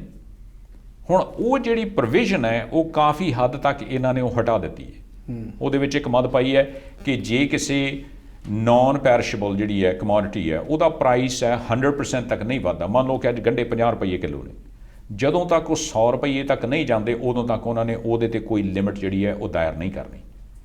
ਤੇ ਜੇ ਮੇਰੇ ਵਰਗੇ ਦੀ ਕੋਈ ਆਪਣੀ ਕੰਪਨੀ ਹੈ ਤੇ ਮੈਂ ਸੋਚਦਾ ਵੀ ਮੈਂ ਉਹਦਾ ਵੱਧ ਤੋਂ ਵੱਧ ਫਾਇਦਾ ਲੈਣਾ, ਤੇ 50 ਰੁਪਏ ਤੋਂ ਕਰਕੇ ਮੈਂ 99 ਰੁਪਏ ਤੇ 99 ਪੈਸੇ ਤੱਕ ਉਹਨੂੰ ਲੈ ਗਿਆ, ਗੌਰਮੈਂਟ ਫਿਰ ਵੀ ਨਹੀਂ ਕੁਛ ਕਰ ਸਕਦੀ। ਬਿਲਕੁਲ। ਸੋ ਇਹ ਜਿਹੜੀ ਹੈ, ਮੇਰਾ ਖਿਆਲ ਨਹੀਂ ਪੰਜਾਬ ਦੇ ਕਿਸਾਨ ਦਾ ਜਾਂ ਹੋਰ ਆਮ ਹਿੰਦੁਸਤਾਨ ਦੇ ਕਿਸਾਨ ਦੇ ਕੋਲੇ 100% ਦਾ ਕੋਈ ਮਾਰਜਨ ਹੋਵੇ ਜਿਹੜਾ ਕਿ ਅੱਜ ਇਹ ਕੋਰਪੋਰੇਸ਼ਨਸ ਉਹਦਾ ਬੈਨੀਫਿਟ ਲੈ ਸਕਦੀਆਂ ਨੇ। ਔਰ ਦੂਸਰਾ ਇਹਦੇ ਵਿੱਚ ਹੈ ਕਿ ਜੇ ਮੈਂ ਹੁਣ ਮੇਰੀ ਕੋਈ ਵੱਡੀ ਕੋਰਪੋਰੇਸ਼ਨ ਹੈ, ਉਹਦੀ ਡੋਮੀਨੇਸ਼ਨ ਹੈ, ਤੇ ਮੈਂ ਸਮਝਿਆ ਵੀ ਅੱਜ 50,000 ਟਨ ਦੀ ਇੱਥੇ ਪ੍ਰੋਡਕਸ਼ਨ ਹੈ ਤੇ ਮੈਂ ਉਹਦੇ ਤੇ 30,000 ਟਨ ਜਿਹੜਾ ਟੈਂਡਰ ਦੇ ਕੇ ਤੇ ਉਹਨੂੰ ਸਾਰੇ ਨੂੰ ਚੱਕ ਲਿਆ, ਤੇ ਮੈਂ ਤਾਂ ਆਲਰੇਡੀ ਸਟੋਰੇਜ ਕਰ ਲਈ, ਤੇ ਹੁਣ ਉਹਦਾ ਪ੍ਰਾਈਸ ਜਿਹੜਾ 50 ਤੋਂ ਲੈ ਕੇ 200 ਤੇ ਚਲੇ ਗਿਆ, 250 ਤੇ ਚਲੇ ਗਿਆ। ਤੇ ਉਹਦੇ ਨਾਲ ਹੋਣਾ ਕੀ ਹੈ ਵੀ ਹੁਣ ਮੈਂ ਉਹਨੂੰ ਰੈਟਰੋਐਕਟਿਵਲੀ ਉਹਦੇ ਤੇ ਕੀ ਕੋਈ ਇੰਪਲੀਮੈਂਟੇਸ਼ਨ ਕੀਤੀ ਜਾ ਸਕਦੀ ਜਾਂ ਉਸ ਨੂੰ ਕਿਸ ਤਰੀਕੇ ਦੇ ਨਾਲ ਇਨਫੋਰਸ ਕਰਕੇ ਉਹਨੂੰ ਮਾਰਕੀਟ ਦੇ ਵਿੱਚ ਲਿਆਂਦਾ ਜਾਣਾ, ਇਹਦੀ ਹਾਲੇ ਮੈਨੂੰ ਕੋਈ ਵੀ ਪ੍ਰੋਵੀਜ਼ਨ ਨਹੀਂ ਦੱਸਦੀ। ਔਰ ਖਾਸ ਕਰਕੇ ਜੇ ਕੋਰਪੋਰੇਸ਼ਨਸ ਨੇ ਜਿਨ੍ਹਾਂ ਨੇ ਆਲਰੇਡੀ ਪੋਲੀਟੀਕਲ ਡੋਨੇਸ਼ਨਸ ਦਿੱਤੀਆਂ ਹੋਈਆਂ ਨੇ ਜਿਹੜੀਆਂ ਸੈਂਟਰ ਦੀਆਂ ਉਹਨਾਂ ਪਾਰਟੀਆਂ ਨੂੰ ਜਿਹੜੀਆਂ ਅੱਜ ਉੱਥੇ ਸੈਂਟਰ ਦੇ ਵਿੱਚ ਕਾਬਜ਼ ਨੇ, ਤਾਂ ਮੈਂ ਸਮਝਦਾ ਵੀ ਉਹਨਾਂ ਵਾਸਤੇ ਵੀ ਬੜਾ ਮੁਸ਼ਕਲ ਹੋ ਜਾਣਾ ਇੱਦਾਂ ਦੀਆਂ ਕੋਰਪੋਰੇਸ਼ਨਸ ਨੂੰ ਇਨਫੋਰਸਮੈਂਟ ਜਿਹੜੀ ਕਰਨ ਵਾਸਤੇ ਕਿ ਭਾਈ ਤੁਸੀਂ ਆਪਣਾ ਸਟਾਕ ਰਿਲੀਜ਼ ਕਰੋ। ਉਹਨਾਂ ਵਾਸਤੇ ਕੋਈ ਇਨਸੈਂਟਿਵ ਨਹੀਂ, ਉਹਨਾਂ ਨੇ ਤਾਂ ਸਿਰਫ ਪ੍ਰਾਈਸ ਉਹਨੂੰ ਹਾਈ ਕਰਨੀ ਹੈ। ਸੋ ਮੈਂ ਸਮਝਦਾ ਇਕੱਲਾ ਇਹਦੇ ਨਾਲ ਕਿਸਾਨ ਹੀ ਨਹੀਂ, ਇਹਦੇ ਨਾਲ ਡੇ ਟੂ ਡੇ ਦਾ ਜਿਹੜਾ ਕੰਜ਼ਿਊਮਰ ਹੈ ਨਾ, ਉਹ ਵੀ ਬੜਾ ਮਹਿੰਗਾਈ ਦਾ ਸ਼ਿਕਾਰ ਹੋਊਗਾ। ਬਿਲਕੁਲ। ਤੇ ਤੀਸਰੇ ਜਿਹੜੀ ਆਪਣੇ ਆਰਡੀਨੈਂਸ ਦੀ ਗੱਲ ਕਰਦੇ ਉਹ ਹੈ ਕੰਟਰੈਕਟ ਦੀ। ਸੌਰੀ ਜੀ, ਮੈਂ ਇੱਥੇ ਤੁਹਾਨੂੰ ਇੰਟਰਪਟ ਕਰਾਂਗਾ ਕਿਉਂਕਿ ਕਮਰਸ਼ੀਅਲ ਬ੍ਰੇਕ ਦਾ ਟਾਈਮ ਹੋ ਚੁੱਕਿਆ ਵਾ ਜੀ ਸਰ। ਇੱਕ ਕਮਰਸ਼ੀਅਲ ਬ੍ਰੇਕ ਲਵਾਂਗੇ ਦੋਸਤੋ, ਔਰ ਇਸ ਤੋਂ ਬਾਅਦ ਦੁਬਾਰਾ ਅਸੀਂ ਇਸ ਮਹੱਤਵਪੂਰਨ ਮੁੱਦੇ ਬਾਰੇ, ਮਸਲੇ ਬਾਰੇ ਹੋਰ ਗੱਲਬਾਤ ਕਰਾਂਗੇ ਪਾਲ ਸਿੰਘ ਗਰੇਵਾਲ ਜੀ ਦੇ ਨਾਲ। ਤੁਸੀਂ ਦੇਖਦੇ ਰਹਿਣਾ ਪੰਜਾਬੀ ਨੈਸ਼ਨਲ ਟੈਲੀਵਿਜ਼ਨ।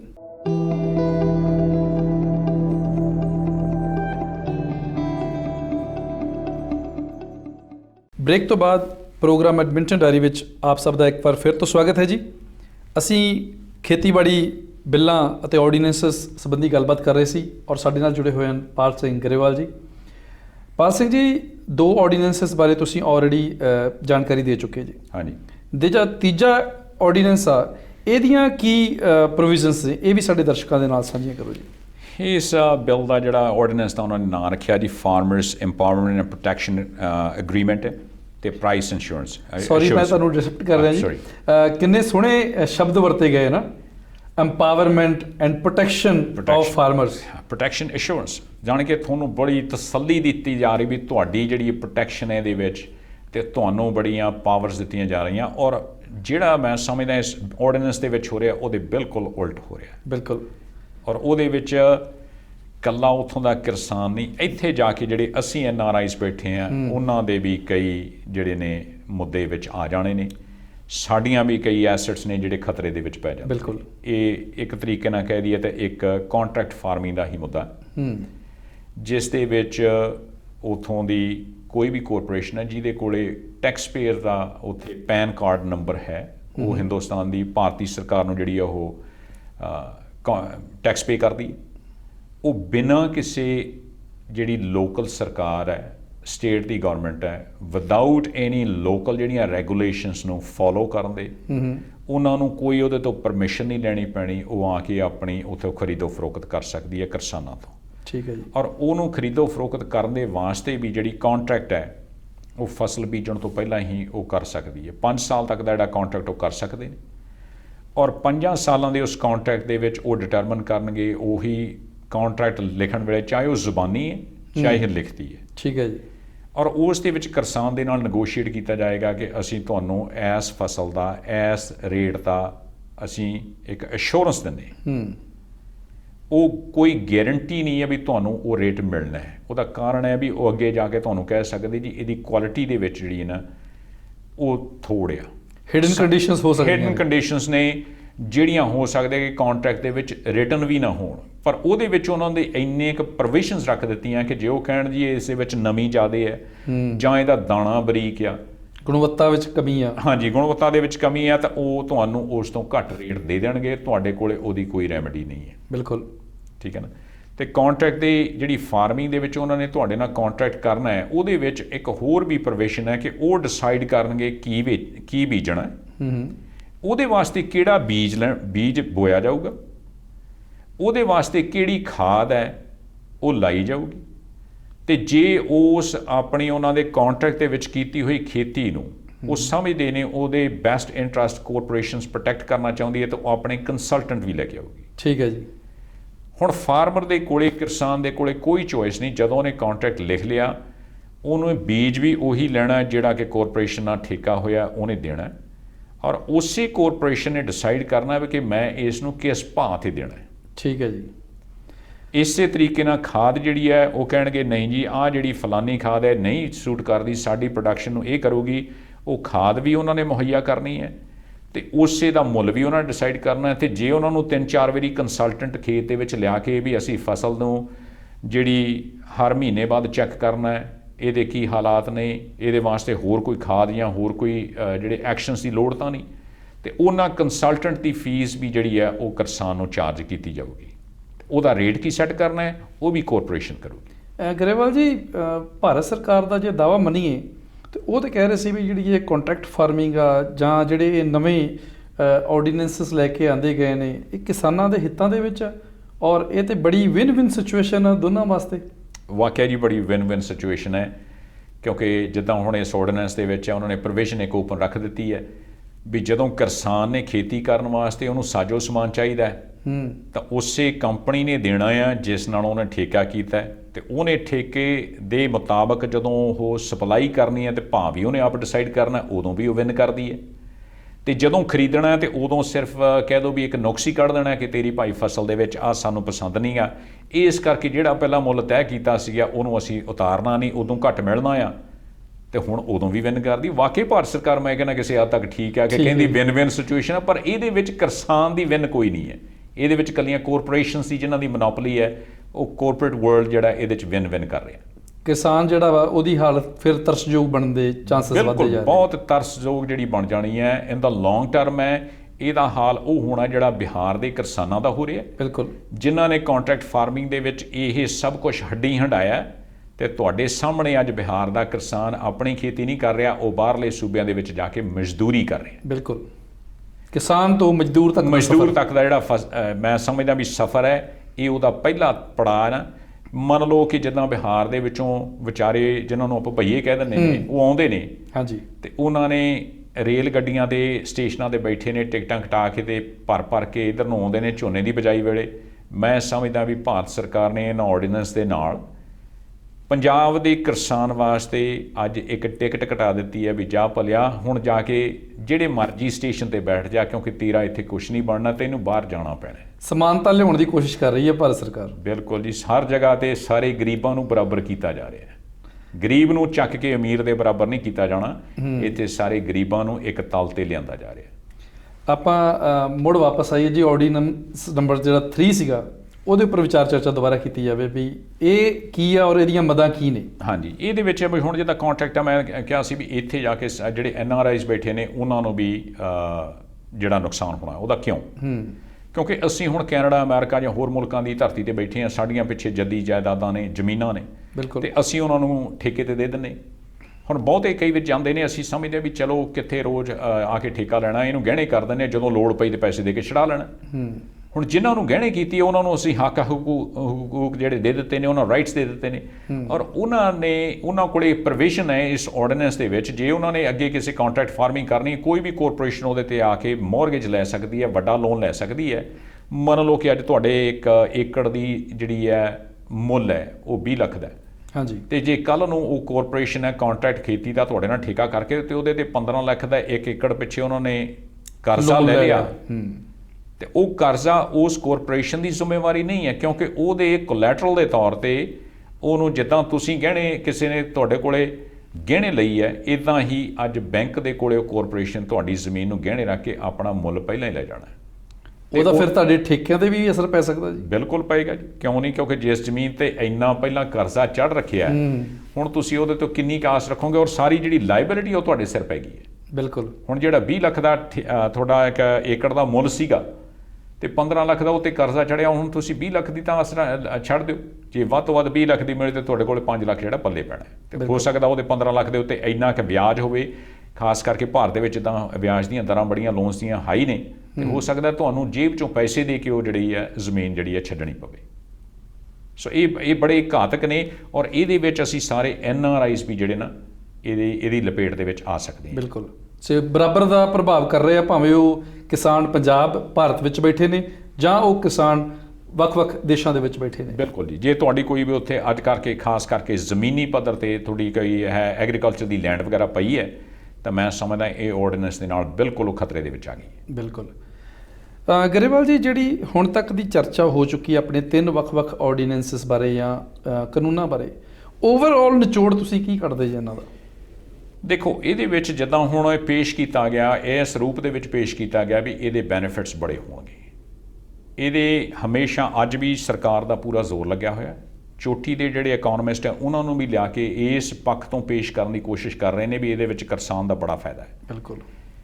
ਪਰ ਮੈਨੂੰ ਸਮਝ ਨਹੀਂ ਆਉਂਦੀ ਵੀ ਜਿਹੜਾ ਕਿਸਾਨ ਅੱਜ ਇੱਕ ਇੰਨਾ ਛੋਟੇ ਪੱਧਰ ਦਾ, ਜਿਹਦੇ ਕੋਲ 2-3 ਏਕੜ ਦੀ ਜ਼ਮੀਨ ਹੈ, ਉਹ ਆਪਣੀ ਪਿੰਡ ਤੋਂ ਫਸਲ ਲਿਆ ਕੇ ਇੱਕ ਸ਼ਹਿਰ ਤੱਕ ਨਹੀਂ ਲਿਆ ਸਕਦਾ, ਉਹਦੇ ਕੋਲ ਇੰਨੀ ਸਮਰੱਥਾ ਨਹੀਂ ਹੈ, ਜਾਂ ਉੱਥੇ 2-4 ਦਿਨ ਬੈਠ ਕੇ ਉਹ ਪ੍ਰਾਈਸ ਨੈਗੋਸ਼ੀਏਟ ਕਰਨ ਦੀ ਉਹਦੀ ਕੋਈ ਕੈਪੇਬਿਲਿਟੀਜ਼ ਨਹੀਂ ਹੈ, ਉਹ ਆਪਣੀ ਡੇਲੀ ਪ੍ਰੋਡਿਊਸ ਨੂੰ ਇੱਕ ਸਟੇਟ ਲੈਵਲ ਦੀ ਮਾਰਕੀਟ ਤੱਕ ਪਹੁੰਚਾਉਣ ਤੋਂ ਅਸਮਰੱਥ ਹੈ, ਉਹ ਨੈਸ਼ਨਲ ਲੈਵਲ ਤੇ ਐਕਸਪੋਰਟ ਤੱਕ ਕਿੱਥੋਂ ਚਲੇ ਜਾਊ, ਉਹ ਕਿਹੜੀ ਟ੍ਰੇਡਿੰਗ ਕਰ ਲੂਗਾ? ਬਿਲਕੁਲ, ਉਹਦੇ ਕੋਲੇ ਸਮਰੱਥਾ ਨਹੀਂ ਹੈ। ਸਾਡੇ ਕੋਲੇ ਇਹਦੀ ਬਿਲਕੁਲ ਕੋਈ ਵੀ ਇਨਫਰਾਸਟ੍ਰਕਚਰ ਨਹੀਂ ਹੈ, ਤੇ ਜਿਹੜੇ ਦਾਅਵੇ ਕੀਤੇ ਜਾ ਰਹੇ ਨੇ, ਮੈਂ ਸਮਝਦਾ ਵੀ ਕਹਿੰਦੇ ਨੇ ਕਿ ਇਸ ਦੇ ਨਾਲ, ਇਹ ਬਿੱਲ ਪਾਸ ਹੋਣ ਦੇ ਨਾਲ ਇੱਕ ਨੈਸ਼ਨਲ ਮੰਡੀ ਜਿਹੜੀ ਹੋ ਗਈ ਆ, ਉਹਦੇ ਨਾਲ ਜਿਹੜੀਆਂ ਵੱਡੀਆਂ ਕਾਰਪੋਰੇਸ਼ਨਸ ਆਉਣਗੀਆਂ, ਉਹਦੇ ਨਾਲ ਬੜੀ ਇਨਵੈਸਟਮੈਂਟ ਹੋਊਗੀ, ਜਿਹੜੀ ਖੇਤੀ ਆ ਮਾਡਰਨਾਈਜ਼ ਹੋਊਗੀ, ਉਹਦੇ ਨਾਲ ਜਿਹੜੀਆਂ ਇੰਪਲੋਇਮੈਂਟ ਦੀਆਂ ਓਪਰਚੁਨਿਟੀਜ਼ ਨੇ, ਵੀ ਜਿੱਥੇ ਹੁਣ ਕੋਲਡ ਸਟੋਰੇਜ ਵਗੈਰਾ ਬਣ ਜਾਣਗੀਆਂ, ਉੱਥੇ ਮੰਡੀ ਬੋਰਡ ਬਣ ਜਾਣਗੇ, ਜਾਂ ਮੰਡੀਆਂ ਉੱਥੇ ਮੰਡੀਆਂ ਬਣ ਜਾਣਗੀਆਂ, ਉਹਦੀ ਲੌਜਿਸਟਿਕਸ ਵਾਸਤੇ ਜਿੱਦਾਂ ਹੈਗਾ ਵੀ ਹੋ ਸਕਦਾ ਉੱਥੋਂ ਦਾ ਜਿਹੜਾ ਲੋਕਲ ਯੂਥ ਹੈ ਉਹਦੇ ਵਾਸਤੇ ਜੌਬ ਓਪਰਚੁਨਿਟੀਜ਼ ਬਣ ਜਾਣਗੀਆਂ। ਮੈਂ ਸਮਝਦਾ ਬਿਲਕੁਲ ਇੱਕ ਪੱਖਪਾਤੀ ਜਿਹੜਾ ਪੱਖ ਪੇਸ਼ ਕੀਤਾ ਜਾ ਰਿਹਾ ਉਹਦੇ ਵਿੱਚ ਕਾਰਪੋਰੇਸ਼ਨਸ ਦਾ, ਕਿਉਂਕਿ ਜੇ ਮੈਂ ਇਹਨੂੰ ਗੰਭੀਰਤਾ ਦੇ ਨਾਲ ਵੇਖਾਂ ਵੀ ਕਾਰਪੋਰੇਸ਼ਨਸ ਦੇ ਕੋਲੇ ਉਹ ਕਿਹੜਾ ਇਨਸੈਂਟਿਵ ਹੈ ਕਿ ਉਹ ਤੁਹਾਡੇ ਵਾਸਤੇ ਆ ਕੇ ਉਹ ਸਾਰੀ ਸੜਕਾਂ ਦੀ ਇਨਫਰਾਸਟ੍ਰਕਚਰ ਜਿਹੜੀ ਕਿ ਗਵਰਨਮੈਂਟ ਦੀ ਜ਼ਿੰਮੇਵਾਰੀ ਹੈ, ਬਿਲਕੁਲ ਉਹਨੂੰ ਬਣਾਵੇ, ਜਿਹੜੀ ਰੇਲਵੇ ਟਰਾਂਸਪੋਰਟੇਸ਼ਨ ਦੀ ਹੈ ਉਹ ਬਣਾਵੇ, ਤਾਂ ਕਿ ਹਰ ਕੋਈ ਕਿਸਾਨ ਆਪਣੀ ਜਿਹੜੀ ਫਸਲ ਹੈ ਉਹ ਮੰਡੀ ਤੱਕ ਡੇਲੀ ਲਿਜਾ ਸਕੇ। ਇਹ ਤਾਂ ਕਾਰਪੋਰੇਸ਼ਨਸ ਆਪਣੇ ਵਾਸਤੇ ਇੱਕ ਕੰਪੀਟੀਸ਼ਨ ਪੈਦਾ ਕਰ ਰਹੀਆਂ ਹੋਣਗੀਆਂ, ਤੇ ਕੋਈ ਵੀ ਕਾਰਪੋਰੇਸ਼ਨ ਆਪਣੇ ਵਾਸਤੇ ਕੰਪੀਟੀਸ਼ਨ ਪੈਦਾ ਨਹੀਂ ਕਰਦੀ, ਉਹਨੂੰ ਡਿਸਟਰੋਏ ਕਰਦੀ ਹੈ। ਬਿਲਕੁਲ, ਇਹ ਜ਼ਿੰਮੇਵਾਰੀ ਸਰਕਾਰ ਦੀ ਸੀ, ਔਰ ਸਰਕਾਰ ਨੇ ਜਿਹੜਾ ਇਹ ਆਰਡੀਨੈਂਸਸ ਪਾਸ ਕੀਤੇ ਨੇ, ਇਹਨਾਂ ਨੂੰ ਪਾਸ ਕਰਨ ਤੋਂ ਪਹਿਲਾਂ ਜੇ ਉਹਨਾਂ ਦੇ ਮਨਾਂ ਦੇ ਵਿੱਚ ਸੀ ਕਿ ਇਹਨਾਂ ਕਿਸਾਨ ਨੂੰ ਕੋਈ ਫਾਇਦਾ ਹੋਣਾ ਹੈ, ਤੇ ਮੈਂ ਸਮਝਦਾ ਵੀ ਸਭ ਤੋਂ ਪਹਿਲਾਂ ਇਨਫਰਾਸਟ੍ਰਕਚਰ ਤੇ ਉਹਨਾਂ ਦੀ ਜਿਹੜੀ ਡਿਵੈਲਪਮੈਂਟ ਹੈ ਉਹਦੇ ਤੇ ਜ਼ੋਰ ਦੇਣਾ ਚਾਹੀਦਾ ਸੀ ਕਿ ਹਰ ਮੰਨ ਲਓ ਕਿ 5 ਕਿਲੋਮੀਟਰ ਦੇ ਘੇਰੇ ਦੇ ਵਿੱਚ ਕੋਈ ਨਾ ਕੋਈ ਐਸੀ ਜਿਹੜੀ ਫੈਸਿਲਿਟੀ ਬਣਾਈ ਜਾਂਦੀ ਜਿੱਥੇ ਕਿਸਾਨ ਆਪਣੀ ਫਸਲ ਲੈ ਜਾਂਦਾ, ਜਿੱਥੋਂ ਕਿ ਉਹਨੂੰ ਨੈਸ਼ਨਲ ਲੈਵਲ ਤੱਕ ਟਰਾਂਸਪੋਰਟ ਕਰਕੇ ਕੋਈ ਚੰਗਾ ਰੇਟ ਮਿਲ ਜਾਂਦਾ।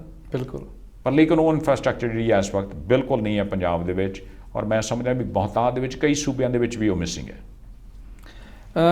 ਗਰੇਵਾਲ ਜੀ, ਇੱਕ ਹੋਰ ਮੇਰੇ ਜ਼ਿਹਨ ਦੇ ਵਿੱਚ ਸਵਾਲ ਆ ਰਿਹਾ ਸੀ ਕਿ ਜੇਕਰ ਪੰਜਾਬ ਦੀ ਗੱਲ ਕਰੀਏ, ਹਾਂਜੀ, ਤੇ ਉੱਥੇ ਵੱਖ-ਵੱਖ ਜਿਹੜੀਆਂ ਪਾਰਟੀਆਂ ਨੇ, ਖਾਸ ਕਰ ਆਪਾਂ ਜ਼ਿਕਰ ਕਰੀਏ ਕਾਂਗਰਸ ਦਾ, ਅਕਾਲੀ ਦਲ ਦਾ, BJP ਦਾ ਅਤੇ ਆਮ ਆਦਮੀ ਪਾਰਟੀ ਦਾ, ਹਾਂਜੀ, ਇਹ ਵੀ ਆਪੋ ਆਪਣੀਆਂ ਰੋਟੀਆਂ ਸੇਕਣ ਤੇ ਬੈਠੇ ਨੇ। ਕੀ ਇਹਨਾਂ ਵਿੱਚੋਂ ਕੋਈ ਕਿਸਾਨਾਂ ਦਾ ਹਮਦਰਦ ਲੱਗਦਾ ਤੁਹਾਨੂੰ?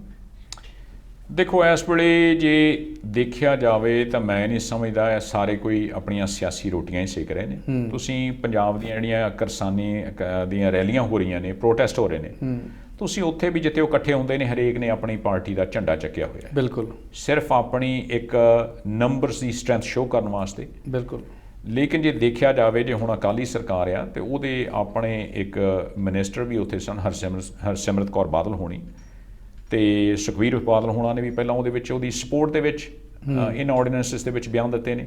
ਬਿਲਕੁਲ, ਪਰ ਲੇਕਿਨ ਹੁਣ ਦੇਖਿਆ ਵੀ ਨੁਕਸਾਨ ਜ਼ਿਆਦਾ ਹੋਣਾ, ਇਸ ਕਰਕੇ ਹੁਣ ਇੱਕ ਡਰਾਮਾ ਕਰ ਦਿੱਤਾ ਵੀ ਉਹਦੇ ਰੈਜ਼ਿਗਨੇਸ਼ਨ ਵੀ ਪੇਸ਼ ਕਰ ਦਿੱਤੀ, ਉਹਦੇ ਨਾਲੋਂ ਗੱਠਜੋੜ ਵੀ ਤੋੜ ਲਿਆ।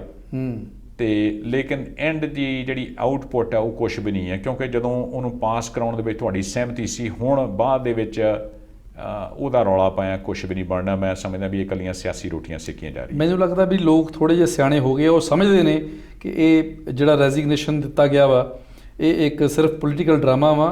ਅਸਲ ਵਿੱਚ ਕਿਸਾਨੀ ਦੇ ਨਾਲ ਜਾਂ ਕਿਸਾਨਾਂ ਦੇ ਨਾਲ ਉਹਨਾਂ ਦਾ ਕੋਈ ਪਿਆਰ ਮੁਹੱਬਤ ਵਰਗਾ ਨਾਤਾ ਲੱਗਦਾ ਨਹੀਂ। ਮੈਂ ਸਮਝਦਾ ਵੀ ਜਿਵੇਂ ਹੁੰਦਾ ਨਾ ਵੀ ਕਿਸੇ ਦੀਆਂ ਅੱਖਾਂ 'ਚੋਂ ਹੰਝੂ ਨਿਕਲਦੇ ਨੇ। ਹਾਂਜੀ, ਇੱਕ ਤਾਂ ਹੁੰਦਾ ਹੰਝੂਆਂ ਨੂੰ ਰੋਕਣ ਦਾ ਹੁੰਦਾ ਵੀ ਉਹਦੇ ਵਾਸਤੇ ਅਗਲੇ ਦਾ ਦਰਦ ਜਿਹੜਾ ਦੂਰ ਕੀਤਾ ਜਾਵੇ। ਹਾਂਜੀ, ਇਹ ਸਿਰਫ ਇਕੱਲੇ ਕਿਰਸਾਨੀ ਦੇ ਹੰਝੂ ਪੂਝੇ ਗਏ ਨੇ, ਦਰਦ ਨਹੀਂ ਉਹਦਾ ਜਿਹੜਾ ਦੂਰ ਕੀਤਾ ਜਾ ਸਕਿਆ, ਨਾ ਹੀ ਕਰਨ ਦੀ ਉਹਨਾਂ ਦੀ ਕੋਈ ਮਨਸ਼ਾ, ਕਿਉਂਕਿ ਅੰਦਰ ਖਾਤੇ ਤਾਂ ਉਹਨਾਂ ਦੀ ਜਿਹੜੀ ਸੋਚ ਤੇ ਬੋਲੀ ਇੱਕੋ ਹੀ ਹੈ। ਬਿਲਕੁਲ। ਸੋ ਦੋਸਤੋ, ਅਜੇ ਹੋਰ ਵੀ ਕੁਝ ਮੁੱਦੇ ਜਿਹੜੇ ਨੇ ਕਿਰਸਾਨੀ ਦੇ ਨਾਲ ਤੇ ਕਿਸਾਨਾਂ ਦੇ ਫਿਊਚਰ ਦੇ ਨਾਲ ਵਿਚਾਰ ਕਰਨੇ ਰਹਿੰਦੇ ਨੇ। ਇੱਕ ਬ੍ਰੇਕ ਲਵਾਂਗੇ ਔਰ ਬ੍ਰੇਕ ਤੋਂ ਬਾਅਦ ਇਹਨਾਂ ਮੁੱਦਿਆਂ ਦੇ ਉੱਪਰ ਦੁਬਾਰਾ ਵਿਚਾਰ ਚਰਚਾ ਕਰਾਂਗੇ। ਤੁਸੀਂ ਜੁੜੇ ਰਹੋ ਪੰਜਾਬੀ ਨੈਸ਼ਨਲ ਟੈਲੀਵਿਜ਼ਨ ਨਾਲ।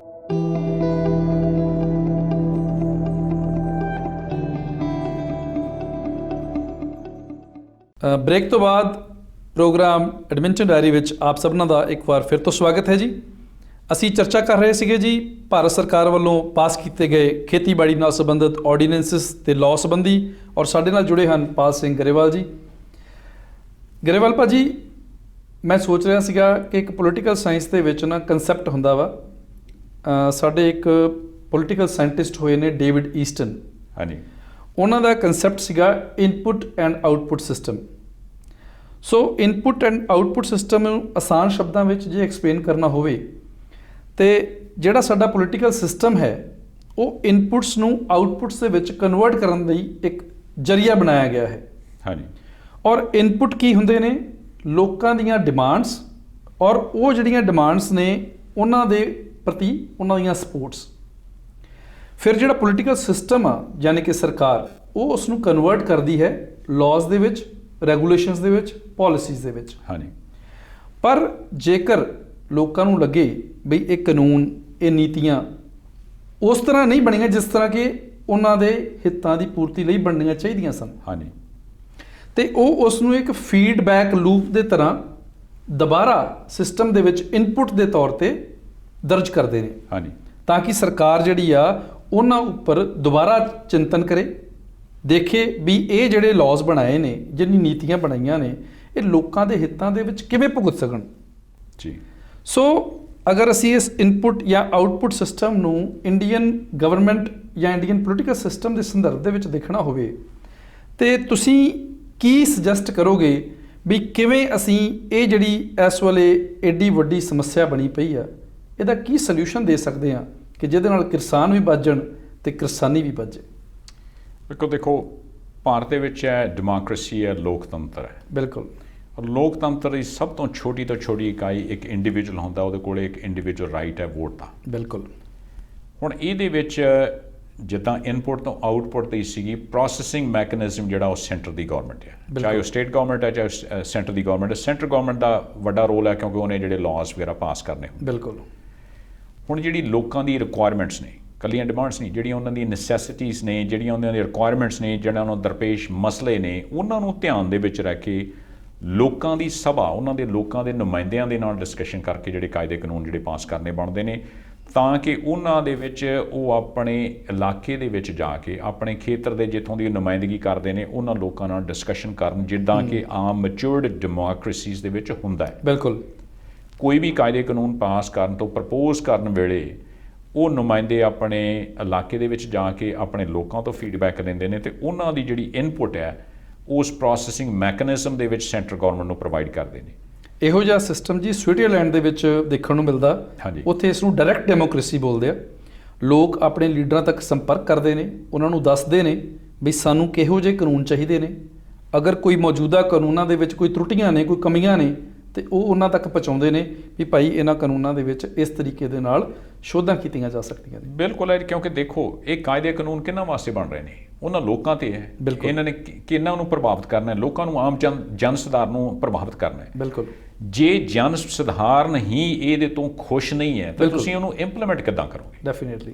ਇਹ ਤਾਂ ਆਮ ਸਰਕਾਰ, ਇੱਕ ਕਾਮਨ ਸੈਂਸ ਹੈ। ਸਰਕਾਰ ਵਾਸਤੇ ਕੋਈ ਵੱਡੇ ਅਰਥ ਸ਼ਾਸਤਰੀ ਨਹੀਂ ਚਾਹੀਦੇ ਇਹਨੂੰ ਸੋਚ ਵਿਚਾਰ ਕਰਨ ਵਾਸਤੇ, ਜਾਂ ਕੋਈ ਬਹੁਤ ਬ੍ਰਾਈਟੈਸਟ ਮਾਈਂਡਸ ਜਿਹੜੇ ਚਾਹੀਦੇ ਨੇ, ਇੰਟੈਲੈਕਚੁਅਲਸ ਚਾਹੀਦੇ ਨੇ। ਇਹ ਤਾਂ ਬੜੀ ਚੀਜ਼ ਹੈ, ਕੋਈ ਰਾਕਟ ਸਾਇੰਸ ਹੈ ਨਹੀਂ। ਰਾਕਟ ਸਾਇੰਸ ਨਹੀਂ ਹੈ। ਸਿੰਪਲ ਜੀ ਗੱਲ ਹੈ ਵੀ ਅਗਰ ਜਿਨ੍ਹਾਂ ਵਾਸਤੇ ਕਾਨੂੰਨ ਬਣਾਏ ਨੇ ਉਹੀ ਉਹਦੇ ਨਾਲ ਸੈਟੀਸਫਾਈਡ ਨਹੀਂ ਆ ਤਾਂ ਫਿਰ ਇਹਨਾਂ ਇਹੋ ਜਿਹੇ ਕਾਨੂੰਨਾਂ ਦਾ ਫਿਰ ਤਾਂ ਫਾਇਦਾ ਕੋਈ ਨਹੀਂ। ਕਾਨੂੰਨ ਤਾਂ ਬਣਾਉਣਾ ਸੀ ਲੋਕਾਂ ਦੇ ਹੱਕਾਂ ਨੂੰ ਪ੍ਰੋਟੈਕਟ ਕਰਨ ਵਾਸਤੇ, ਉਹਨਾਂ ਨੂੰ ਉਹਦੇ ਬੈਨੀਫਿਸ਼ਰੀਜ਼ ਬਣਾਉਣ ਵਾਸਤੇ, ਤਾਂ ਕਿ ਜਿਹੜੀ ਹੈ ਉਹਨਾਂ ਹੁਣੇ ਚੁਣੀ ਵੀ ਸਰਕਾਰ ਵੀ ਉਹਦੀ ਬੈਨੀਫਿਸ਼ਰੀ ਹੋ ਜੇ। ਪਰ ਲੇਕਿਨ ਕਾਨੂੰਨ, ਇਹ ਆਰਡੀਨੈਂਸਸ ਬਣਾਏ ਗਏ ਨੇ ਜਿਨ੍ਹਾਂ ਨੂੰ ਹੁਣ ਕਾਨੂੰਨ ਦੇ ਤੌਰ ਤੇ ਇੰਪਲੀਮੈਂਟ ਕੀਤਾ ਜਾ ਰਿਹਾ ਹੈ, ਜਿਹਦੇ ਵਿੱਚ ਬੈਨੀਫਿਸ਼ਰੀਜ਼ ਬੜੇ ਸਿਲੈਕਟ ਇੰਡੀਵਿਜੂਅਲ ਕੋਰਪੋਰੇਸ਼ਨਸ ਨੇ ਜਿਨ੍ਹਾਂ ਨੇ ਮਾਰਕੀਟ ਨੂੰ ਮੋਨੋਪੋਲਾਈਜ਼ ਕੀਤਾ ਹੋਇਆ। ਉਹਨਾਂ ਨੇ ਬਿਲਕੁਲ, ਉਹਨਾਂ ਨੂੰ ਬੈਨੀਫਿਟਸ ਹੋਣਗੇ। ਲੇਕਿਨ ਜਿਹੜਾ ਇੰਡੀਵਿਜੂਅਲ ਫਾਰਮਰ ਹੈ, ਇੱਕ ਇਕਾਈ ਹੈ ਇਸ ਮੁਲਕ ਦੀ, ਉਹਦੇ ਸਾਰੇ ਹੱਕਾਂ ਨੂੰ ਮੈਨੂੰ ਲੱਗਦਾ ਵੀ ਉਹ ਖੋਇਆ ਜਾ ਰਿਹਾ ਹੈ। ਉਹਦੇ ਵਿੱਚੋਂ ਜਿਹੜਾ ਉਹਦਾ ਕਾਨੂੰਨੀ ਇਨਸਾਫ ਲੈਣ ਦੀ ਜਿਹੜੀ ਮੱਦ ਹੈ ਉਹ ਵੀ ਉਹ ਤੋਂ ਲਈ ਜਾ ਰਹੀ ਹੈ। ਉਹ ਆਪਣੀ ਫਸਲ ਨੂੰ ਗਾਰੰਟੀ ਤੌਰ ਤੇ ਵੇਚ ਸਕਦਾ ਹੈ, ਕਿੰਨੇ ਮੁੱਲ ਤੇ ਉਹਨੂੰ ਮਿਲਣੀ ਹੈ ਉਹ ਵੀ ਉਹਦੇ ਤੋਂ ਮੱਦ ਖੋਈ ਜਾ ਰਹੀ ਹੈ। ਉਹਦੇ ਖਰਚੇ ਵਧਣ ਦੇ ਪੂਰੇ ਖਦਸ਼ੇ ਨੇ, ਪਰ ਲੇਕਿਨ ਉਹਨੂੰ ਕਿੰਨਾ ਕੁ ਐਂਡ ਤੇ ਜਾ ਕੇ ਮੁੱਲ ਮਿਲਣਾ ਹੈ। ਬਿਹਾਰ ਦੇ ਵਿੱਚ ਸਿਓਨੀ ਜ਼ਿਲ੍ਹਾ ਆਪਣਾ ਮੱਧ ਪ੍ਰਦੇਸ਼ ਦੇ ਵਿੱਚ ਹੈ, ਪਿੱਛੇ ਜੇ ਥੋੜ੍ਹੇ ਦਿਨਾਂ ਦੀ ਗੱਲ ਹੈ ਕਿ ਉੱਥੇ ਮੱਕੀ ਦਾ ਭਾਅ ਜਿਹੜਾ ਮਿਨੀਮਮ ਸਪੋਰਟ ਪ੍ਰਾਈਸ 1850 ਰੁਪਏ ਤੋਂ ਕੁਇੰਟਲ ਉੱਪਰ ਜਿਹੜਾ ਤੈਅ ਕੀਤਾ ਗਿਆ। ਪਰ ਲੇਕਿਨ ਇੱਦਾਂ ਦਾ ਐਕਟ ਉੱਥੇ ਪਹਿਲਾਂ ਬਣ ਚੁੱਕਿਆ, ਉੱਥੇ ਇੰਪਲੀਮੈਂਟ ਕੀਤਾ। ਇੱਦਾਂ ਦੀਆਂ ਕੋਰਪੋਰੇਸ਼ਨਸ ਦੀ ਉੱਥੇ ਕਾਂਟਰੈਕਟ ਜਿਹੜੀ ਖੇਤੀ ਹੋ ਰਹੀ ਹੈ, ਉਹਨਾਂ ਨੂੰ ਸੈਂਟਰ ਦੀ ਗਵਰਨਮੈਂਟ ਪ੍ਰੋਵੀਜ਼ਨ ਅਲਾਉ ਕੀਤੀ ਹੈ ਵੀ ਤੁਸੀਂ 5 ਲੱਖ ਮੈਟਰਿਕ ਟਨ ਜਿਹੜਾ ਉੱਥੋਂ ਬਾਹਰੋਂ ਇੰਪੋਰਟ ਕਰ ਲਓ। ਤੇ ਉਹਨਾਂ ਨੇ ਇੰਪੋਰਟ ਕੀਤਾ 1100 ਤੋਂ ਥੱਲੇ ਦੇ ਕੁਇੰਟਲ ਦੇ ਪ੍ਰਾਈਸ ਦੇ ਨਾਲ। ਪਰ ਲੇਕਿਨ ਬਿਹਾਰ ਦੇ ਕਿਸਾਨ ਦੀ ਜਿਹੜੀ ਪ੍ਰੋਡਕਸ਼ਨ ਦੀ ਕਾਸਟ ਆ 1200 ਤੋਂ ਉੱਤੇ ਦੀ ਹੈ। ਹੁਣ ਉਹਨਾਂ ਨੂੰ ਮਜਬੂਰ ਕੀਤਾ ਜਾ ਰਿਹਾ ਹੈ ਵੀ ਤੁਸੀਂ ਜਿਹੜਾ ਸਾਨੂੰ ਇੰਟਰਨੈਸ਼ਨਲ ਮਾਰਕੀਟ ਦੇ ਵਿੱਚ ਰੇਟ ਮਿਲਦਾ ਉਹਦੇ ਤੋਂ ਆ। ਹੁਣ ਕਿਸਾਨ ਉੱਥੇ ਮਜਬੂਰ ਹੋਇਆ 800 ਤੋਂ 900 ਰੁਪਏ ਕੁਇੰਟਲ ਨੂੰ ਜਿਹੜੀ ਹੈ ਉਹ ਮੱਕੀ ਦੇ ਰਿਹਾ, ਤੇ ਉਹਨੂੰ ਹੁਣ ਸਟੋਰੇਜ ਕਰ ਲੈਣੀ ਹੈ ਕਿ ਜਦੋਂ ਬਾਅਦ ਦੇ ਵਿੱਚ ਕਿਸਾਨ ਸਸਤੀ ਵੇਚ ਗਿਆ, ਉਹਨੂੰ ਫੇਰ ਉਹੀ 1800-1900 ਤੋਂ ਲੈ ਕੇ 3-3000 ਜਿਹੜਾ ਕੁਇੰਟਲ ਦੇ ਰੂਪ ਦੇ ਵਿੱਚ ਆਮ ਜਿਹੜੇ ਕੰਜ਼ਿਊਮਰ ਤੱਕ ਪੇਸ਼ ਕੀਤਾ ਜਾਣਾ। ਸੋ ਕਿਸਾਨ ਨੂੰ ਮਜ਼ਦੂਰ ਬਣਾਉਣ ਦੀ ਵਿਧੀ ਇਹੀ ਲੱਗਦੀ ਮੈਨੂੰ। ਬਿਲਕੁਲ ਹੈ ਜੀ। ਕਿਸਾਨ ਨੂੰ ਤਾਂ ਮੈਂ ਸਮਝਦਾ ਵੀ ਹੁਣ ਇੱਕ ਭਿਖਾਰੀ ਦੇ ਰੂਪ ਦੇ ਵਿੱਚ ਪੇਸ਼ ਕੀਤਾ ਜਾਣਾ। ਜੇ ਉਹ ਮਜ਼ਦੂਰੀ ਕਰਨ ਤੋਂ ਵੀ ਸਮਰੱਥ ਰਿਹਾ, ਬਿਲਕੁਲ, ਤੇ ਮੇਰੇ ਖਿਆਲ ਭਿਖਾਰੀ ਬਣ ਕੇ ਰਹਿ ਜਾਣਾ। ਔਰ ਜਿਹੜੀ ਕੰਜ਼ਿਊਮਰ ਦੀ ਦੁਰਦਸ਼ਾ ਹੋਣੀ ਹੈ ਉਹਦੀ ਬਹੁਤ ਚਿੰਤਾ ਹੈ, ਕਿਉਂਕਿ ਜਿਹੜੇ ਪ੍ਰਾਈਸ ਹੈ ਇਹਨੂੰ ਜਿਹੜਾ ਬਲੈਕ ਮਾਰਕੀਟਿੰਗ ਹੈ, ਪ੍ਰਾਈਸ ਮੈਨੀਪੂਲੇਸ਼ਨ ਜਿਹੜੀ ਆਪਾਂ ਕਹਿ ਦਿੰਦੇ ਆ ਵੀ ਉਹਨੂੰ ਕੰਟਰੋਲ ਵੱਡੀਆਂ ਕੋਰਪੋਰੇਸ਼ਨਸ ਕਰ ਲੈਣਗੀਆਂ। ਉਹ ਸਭ ਤੋਂ ਵੱਡਾ ਮੈਂ ਸਮਝਦਾ ਵੀ ਇਸ ਮੁਲਕ ਦੇ ਵਿੱਚ ਜਿਹੜੇ ਫੂਡ ਸਪਲਾਈ ਦੇ ਵਾਸਤੇ ਸਭ ਤੋਂ ਵੱਡਾ ਖਤਰਾ ਹੈ। ਉਹ ਪੈਟਰੋਕੈਮੀਕਲਸ ਦੇ ਵਿੱਚ ਆ ਚੁੱਕਿਆ ਹੈ, ਉਹ ਟੈਲੀਕਮਿਊਨੀਕੇਸ਼ਨਸ ਦੇ ਵਿੱਚ ਆ ਚੁੱਕਿਆ ਹੈ, ਤੇ ਪੈਟਰੋਲੀਅਮ ਪ੍ਰੋਡਕਟਸ ਦੇ ਵਿੱਚ ਆ ਚੁੱਕਿਆ ਹੈ। ਹੋਰ ਬਹੁਤ ਜਿਹੜੀਆਂ ਇੰਡਸਟਰੀਜ਼ ਨੇ ਇਲੈਕਟ੍ਰੋਨਿਕਸ ਦੇ ਵਿੱਚ ਆ ਚੁੱਕਿਆ ਹੈ। ਤੇ ਮੈਂ ਸਮਝਦਾ ਵੀ ਉਹ ਹੁਣ ਜਿਹੜੀ ਆ ਇਹਦਾ ਇੱਕ ਆਖਰੀ ਦਾ ਜਿਹੜਾ ਹੁਣ ਫੂਡ ਸਪਲਾਈ ਤੇ ਖੇਡਿਆ ਜਾ ਰਿਹਾ ਹੈ। ਡਵਿੰਡਲਿੰਗ ਫੂਡ ਸਪਲਾਈਜ਼ ਨੇ, ਘਟ ਰਹੀਆਂ ਨੇ, ਪਾਪੂਲੇਸ਼ਨ ਦੁਨੀਆ ਦੀ ਵੱਧ ਰਹੀ ਹੈ। ਬਿਲਕੁਲ। ਤੇ ਉਹਨੂੰ ਹੁਣ ਜਿਹੜੀਆਂ ਕੋਰਪੋਰੇਸ਼ਨਸ ਨੇ ਉਹਨੂੰ ਕੰਟਰੋਲ ਕਰਕੇ ਇੰਟਰਨੈਸ਼ਨਲ ਮਾਰਕੀਟ ਦੇ ਵਿੱਚ ਉਹਦਾ ਭਾਅ ਵੇਚਣ, ਫੁੱਲ ਪ੍ਰਾਈਸ ਤੇ ਵੇਚਣਗੀਆਂ।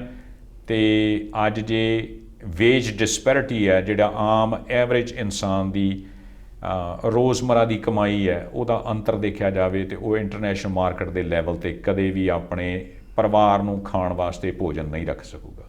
ਇਹ ਸਭ ਤੋਂ ਵੱਡਾ ਖਤਰਾ ਹੈ। ਕਰੇਵਾਲ ਜੀ, ਜਿਵੇਂ ਤੁਸੀਂ ਹੁਣੇ ਜ਼ਿਕਰ ਕੀਤਾ, ਇਹ ਤੇ ਕਿਸਾਨਾਂ ਦੇ ਕੋਲ ਜਾਂ ਭਾਰਤੀਆਂ ਦੇ ਕੋਲ ਇੱਕ ਰਾਜਨੀਤਿਕ ਵਿਕਲਪ ਹੋ ਗਿਆ। ਹਾਂਜੀ, ਰਾਈਟ ਟੂ ਵੋਟ ਦਾ ਕਹਿ ਲਓ ਜਾਂ ਨੁਮਾਇੰਦਿਆਂ ਦੇ ਨਾਲ ਗੱਲਬਾਤ ਕਰਨੀ।